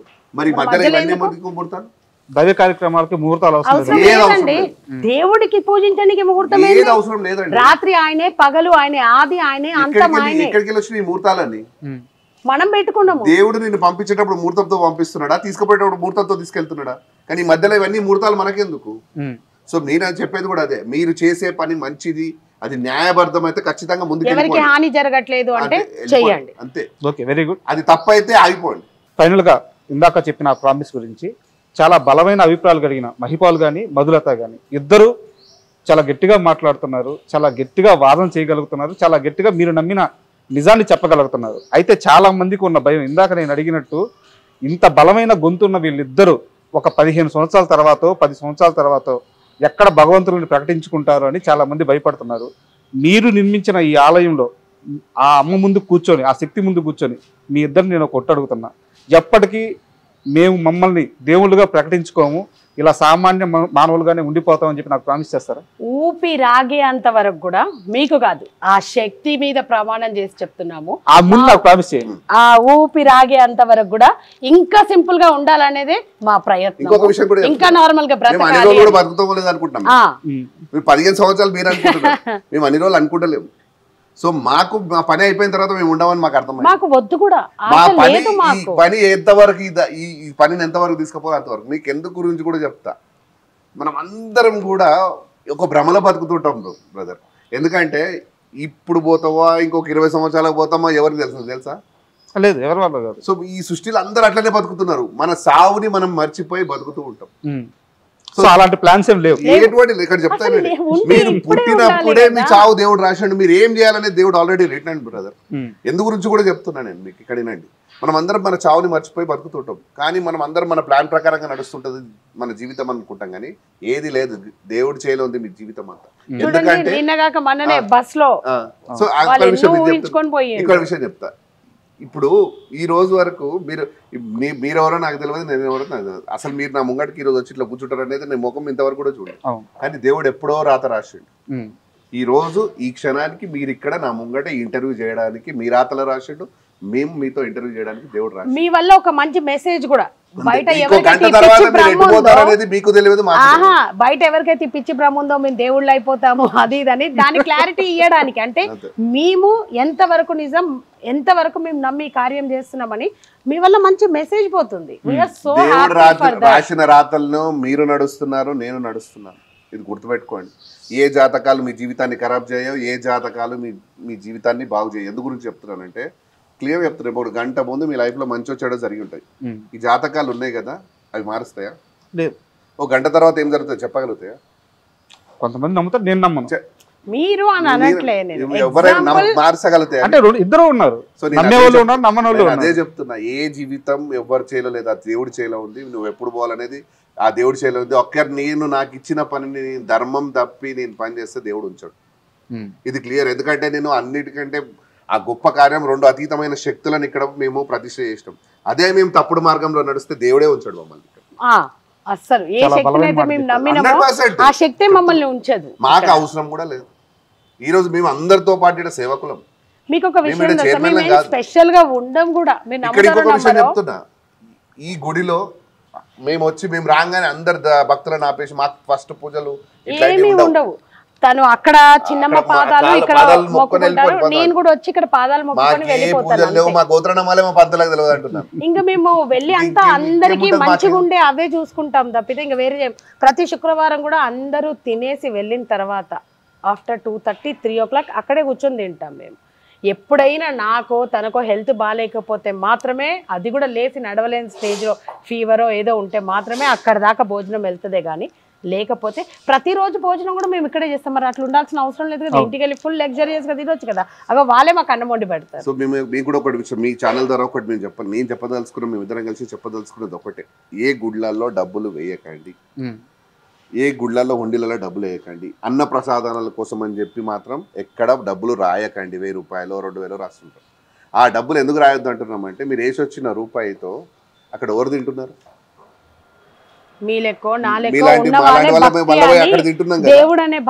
లేని వాడికి ఫుడ్ పోతుంది, అది ఎవరు తింటున్నారు? ఇప్పుడు తిరుమలలో అందులో పేదవారు కూడా ఉన్నారు. అందరూ ఉంటారు. సో మనకు ఫుడ్ లేదా? ఒక్క నిమిషం, పేదవాడు అంటే ఎవరు? చేతిలో డబ్బులు లేని వాళ్ళే పేదవాళ్ళు. లేనివాడు అదే అసలే లేనివాడు, అసలే లేనివాడు వాళ్ళకి పెట్టమని చెప్తారు. గుడికి పోయే ఎఫర్ట్ ఉన్నవాడికి వాడికి ఫుడ్ తినడానికి లేదు. ఉదాహరణకి అక్కడ కూడా పెట్టండి. నేను ఆ డబ్బులు ఏవైతే మీరు ఇద్దాం అనుకుంటున్నారో, మీరు దేనికి ఏ ఫుడ్కి దేనికి మాత్రం ఇవ్వకండి మనిషి కూడా. ఎందుకంటే అందరు తినడానికి మంచిగా ఉన్నది, ప్రశాంతంగా ఉన్నారు. ఇప్పుడు ఏదైతే లేనివాడు కూడా అడుక్కు తినేటప్పుడు కూడా దానం వేయడానికి ఎందుకంటే పుణ్యం కావాలని చాలా మంది ఉన్నారు కాబట్టి వాళ్ళకి కేసు వస్తుంటారు. మీరు ఏదైతే వేయాలనుకున్న 2000, 3000 ఆ డబ్బులు తీసుకెళ్లి లేని వాళ్ళ పిల్లల చదువులోకి ఇవ్వండి. ఎందుకంటే వాడికి మీరు ఆ చదువు చదివిపిస్తే జీవితాంతం తిండి పెట్టిన వాళ్ళు అవుతారు. మీ ఇద్దరిలో కమ్యూనిస్టులు కనిపిస్తున్నారు. జీవితం సో లేని వాళ్ళ పిల్లలను చదివిపిస్తే జీవితాంతం, ఇప్పుడు డబ్బులు లేక చదువు వదిలేస్తున్నారు చాలా మంది పిల్లలు. అట్లాంటి పిల్లలకు మనం చదివిపిస్తే జీవితాంతం మనకి ఫుడ్ పెట్టిన వాళ్ళు అవుతారు. వాళ్ళ తల్లిదండ్రులకు కూడా వాళ్ళ కుటుంబానికి ఫుడ్ పెట్టిన వాడు అవుతాడు. సో ఇంకొకటి ఏంటంటే వాడు మిమ్మల్ని ఎప్పటికీ గుర్తుపెట్టుకుంటాం. మీ రూపాయి మంచి పని కోసం మీరు ఇస్తున్నారు, ఆ మంచి పని కోసం వాడాల్సిన రూపాయి, ఆ రూపాయిని తీసుకెళ్లి లేని వాళ్ళ పిల్లలను మీరు చదివించారనుకోండి. అంటే ఇప్పుడు మీరు పిల్లల చదువు గురించి వాటి గురించి చెప్తున్నారు సార్. ఇప్పుడు ఎవరైతే భక్తులు వెళ్ళి ఆలయాల్లో హుండీలో డబ్బులు వేస్తున్నారో అలాంటి ఆలయాలన్నీ కూడా దేవాదాయ శాఖ కిందకు వచ్చి కొన్ని వందల గురుకులాల్లో పేద విద్యార్థులు చదువుకుంటున్నారు. సో అక్కడ చదివే చదువు అక్కడ మంచి కూడా జరుగుతుంది. మీరు ఏది చేయాలనుకున్నా విద్యాదానం చేయండి. మీరు ఇచ్చే 10-15 వేల రూపాయలు ఒక సంవత్సరం ఫీజు అవుతుంది ఆ పిల్లలకు. ఆ పిల్లలని మిమ్మల్ని మీరు జీవితాంతం ఇప్పుడు ఎక్కడ దొరుకుతారు ఈ పిల్లలు అని మీరు అనుకోవచ్చు. మీ దగ్గర పనిచేసే వాళ్ళ పిల్లలు ఉన్నారు, ఆ పిల్లలను చదివిపియండి. మీరు ఎంతమంది చదివిస్తున్నారు? మేము ఒక ఇప్పుడు మా దగ్గర ఉన్న మా పని వాళ్ళ పిల్లల్ని చదివిస్తున్నాం. మా పిల్ల ఇప్పుడు మా దగ్గర ఈ స్కూల్లో వీళ్ళు పనిచేసే వాళ్ళ పిల్లలను మేము చదివిస్తున్నాం. మా ఇద్దరి కోరిక కూడా ఇంకా చదివియాలి అని. యాక్చువల్ గా ఎందుకు అన్నదానం ఆపమని అడుగుతున్నాము అని అంటే ఇవాళ రేపు అన్నం అందరికి దొరుకుతుందండి. ఒక 5 రూపాయలు పెట్టిన అన్నం దొరుకుతుంది. ఒకప్పుడు దొరికేదా చెప్పండి? ఇట్లా చేయి జాపితే ఎవడన్నా ఒక 5 రూపాయలు వేస్తే ఆ టయానికి వెళ్ళి ఆడ కొనుక్కొని తినగలుగుతున్నాం. కానీ విద్య ఎంత ఎక్స్పెన్సివ్ అయిపోయింది. వాళ్ళకి ఎంతో చదువుకోవాలని ఉంటుంది, చదువుకోలేని వాళ్ళు ఉన్నారు. గవర్నమెంట్ స్కూల్లో అన్ని ఫెసిలిటీస్ ఉండట్లేవు, కొన్ని చోట్ల పైకి చూపిస్తున్నారు కానీ రియల్గా లోపల ఉండట్లేవు. పాపం గవర్నమెంట్ చేయాలనుకున్నా మధ్యలో ఉన్న వాళ్ళు తినేస్తున్నారు. మేము అనేది ఏంటి అని అంటే మంచి పనికి వాడండి, చదువు చెప్పించండి. సంవత్సరం పాటు ప్రతి నెల ఒక 2000 3000 అక్కడ ఇచ్చే బదులు ఒకేసారి మీ ఇంట్లో పనిచేసే పనావిడ బిడ్డకే ఫీజు కట్టండి. దేవుడే మీరే దేవుడు. ఇంతకుముందుకే చెప్పినా దేవుడు ఎక్కడ ఉంటాడు? మీ లోపల ప్రతిదీ చూస్తుంటాడు అని చెప్పినా కదా. ప్రశాంతత లేదు అని చాలా మంది బాధపడుతుంటారు కదా సార్. వాళ్ళందరికీ ఒకటే విషయం చెప్తా, నిజంలో బతకడం మొదలు పెట్టండి. నిజంలో ఎట్లా బతుకుతావు, మరి ఎట్లా అవుతుంది దాన్ని అనుకోవచ్చు. ఒక్కటి నిజం ఒప్పుకోవడం మొదలు పెట్టండి, నీ కర్మ అప్పుడే ఎండ్ అవుతుంది. ఎలా చెప్పాలా? ఇప్పుడు మీ కింద మీ డ్రైవర్ ఉంటారు అనుకోండి, మీ డ్రైవర్ని మీరు అతను తప్పు లేకపోయినా తిట్టేస్తారు. తిట్టేయడము కొట్టేయడం జరుగుతుంది. తిట్టిన తర్వాత అది తప్పు, అప్పుడు ఆ డ్రైవర్ది తప్పు కాదన్నప్పుడు మీరు ఏం చేస్తారు? మీరు పోయి సారీ చెప్తారా? చెప్తాను. మీరు చెప్తారా? చెప్తాను. సరే చెప్పిరా ఇప్పటివరకు మీరు ఎప్పుడైనా? నా తప్పు ఉంటే ఖచ్చితంగా చెప్పిరా ఇప్పటివరకు మీరు ఎప్పుడైనా? చెప్పాను, చాలా మంది చెప్పాను. చాలా మంది చెప్పారా? మీ ఇంట్లో అమ్మ నాన్నకి ఎన్నిసార్లు చెప్పారు? నాన్నకు చెప్పలేదు, అమ్మకి చెప్పాను. ఎందుకు? విషయం అదే చెప్తున్నా నేను. మీరు ఎక్కడైతే మీరు అన్నారో ఇప్పుడు కూడా నేను అదే చెప్తున్నా, ఎక్కడైతే మనం తప్పు చేసినామని మనకు అనిపించిందో అక్కడ పోయి మీరు ఒప్పేసుకున్నారు అనుకోండి, మీ కర్మ అడికేయండి. సో మీరు ఏమైపోతుంది అంటే దాంట్లో ఏమైపోతుంది అంటే ఏ తప్పు మనం చేసినా మళ్ళీ మనం పోయి సారీ అయితే చెప్పాలి, ఎందుకు తప్పు చేయాలని ఒక ఆలోచన వస్తుంది. అప్పుడే మనలో ఉన్న దేవుడు బయటకు వస్తాడు. ఏదైనా మంచి పని చేయాలని ఒక ఆలోచన వస్తుంది, చెడు ఉద్దేశమే రాదు మీ మైండ్కి అప్పుడు. సో మీ అందరికీ కూడా నేను చెప్పేది ఆ ఒక్క మార్పే. నిజంలో బతకడం అంటే మీరు చేసిన పనిని ఇమీడియట్ గా ఒప్పేస్తారు. ఎందుకంటే మనిషి సహజం, కోపం వస్తూ ఉంటది. కోపం వచ్చినప్పుడు తిట్టేస్తాం, చేస్తాం. కానీ తప్పు మనదని తెలుసుకున్నప్పుడు మన ఈగోకు పోకుండా మనం అక్కడ, ఎందుకంటే ఇప్పుడు ఇద్దరి మధ్యలో గొడవ అవుతుంది. ఒక గొడవ ఒకరిది తప్పు ఉంటుంది, ఇంకొకటి తప్పు ఉండదు. తప్పున్నవాడు తప్పులేని కొడతాడు. వాడు పోయి ఎంబడే సారీ చెప్పిండు అనుకోండి, వీడి మనసులోకి వెళ్ళి అప్పుడే ఎండ్ అయిపోద్ది. అది లేకుండా వీడిని వదిలిపెట్టినా అనుకోండి, నిన్ను ఎప్పుడెక్కడో దాడి చేయాలని వాడు ఆలోచిస్తాడు. సో ఇవన్నీ ఎండ్ కావాలంటే మనలో ఉన్న నిజంలోకి రండి, వాడి పోయి సారీ చెప్పేసేయండి, అయిపోతుంది అడిగండి. అంటే ఈరోజు ఇక్కడికి ఇంటర్వ్యూకి వచ్చే ముందు మీ మీద నాకు కొన్ని కంప్లైంట్స్ ఉన్నాయి, కొన్ని మంచి అభిప్రాయాలు ఉన్నాయి. ఇప్పుడు కూడా నేను మీరు చేస్తున్న కార్యక్రమాలు ఏవైతే ఉన్నాయో వాటి మంచిని మనస్ఫూర్తిగా స్వాగతిస్తున్నాను. అండ్ కొన్ని లాజికల్గా అయితే నాకు పరిపూర్ణమైన సమాధానాలు అయితే దొరకలేదు. బట్ మీ సైడ్ నుంచి మీరు గట్టిగా నిలబడినారు కాబట్టి ఈ ప్రయాణంలో ఇక్కడ ఎవరికైతే మీరు నష్టం చేయట్లేదు. లాజికల్ గా దేనికి సమాధానం దొరకలేదు? అమ్మవారితో ఆ వాక్ రావడం కానీ 100%. మేము త్వరలో ఎవరైతే మా ప్రయాణంలో మేము ఒక్కొక్క చోటికి వెళ్ళినామో అక్కడ చూసినవేందో డాక్యుమెంటరీ రూపంలో చేయించడానికి ప్రయత్నిస్తున్నాము. ఈ విగ్రహం చెక్కినతల నుంచే మొదలు పెట్టాలి. మాకు ఇప్పటి వరకు ఇక్కడే టైం సరిపోయింది. మేము ఆ టైం కోసమే వెయిట్ చేసినాం. ఎందుకంటే నెక్స్ట్ జనరేషన్ మేము చెప్పిన మాటలు నిజమని నమ్మాలి అంటే వాళ్ళకి ఏదో ఒకటి కావాలి ప్రూఫ్. ఆ ప్రూఫ్ ని మేము ఇక్కడ వదిలే ఇప్పుడు అర్థమైందా ఇందాక నేను దేనికోసం మాట్లాడుతున్నాను. 100% ఇప్పుడు ఏమంటారు, ఈ జనరేషన్ కి రియాలిటీ కావాలి బ్రదర్. ఆ రియాలిటీని మేము చూపించడానికి రెడీ ఉన్నాం. సో అదే పనిలో మేము కూడా ఉన్నాము. త్వరలో మేము ఒక మంచి రైటర్ ని వెతుకుతున్నాం. ఎందుకు అనంటే వాళ్ళతో కొన్ని నిజాలు బయట పెట్టించాలి. ఒక బుక్ రూపంలో, ఒక కథ రూపంలో మా జర్నీని అక్కడికి వెళ్ళి డైరెక్ట్ ఆ ఇన్ పర్సన్స్ తో కూడా ఒక డాక్యుమెంటరీ చేయాలనే మా ప్రయత్నం. అది త్వరలోనే జరుగుతుంది. అమ్మ ఎప్పుడు ఆజ్ఞిస్తే ఆ క్షణం మేము చేయడానికి రెడీ ఉన్నాం. ఈ మొత్తం ప్రయాణంలో మీరు మనస్ఫూర్తిగా ఏదైతే కోరుకుంటున్నారో అవన్నీ సాధించాలని మనస్ఫూర్తిగా కోరుకుంటున్నాను. Thank you.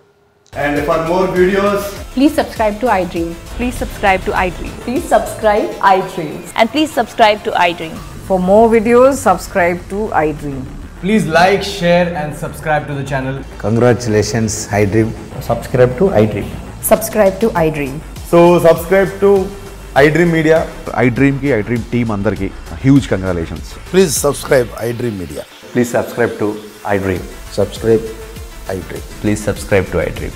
ఐ డ్రీమ్ అంటే నా కళల ఛానల్ సబ్స్క్రైబ్ చేసుకున్న నోరు తిరుగుతలేదు మీరైతే గంట గుర్తు కొట్టండి. For more such videos, please subscribe to iDream.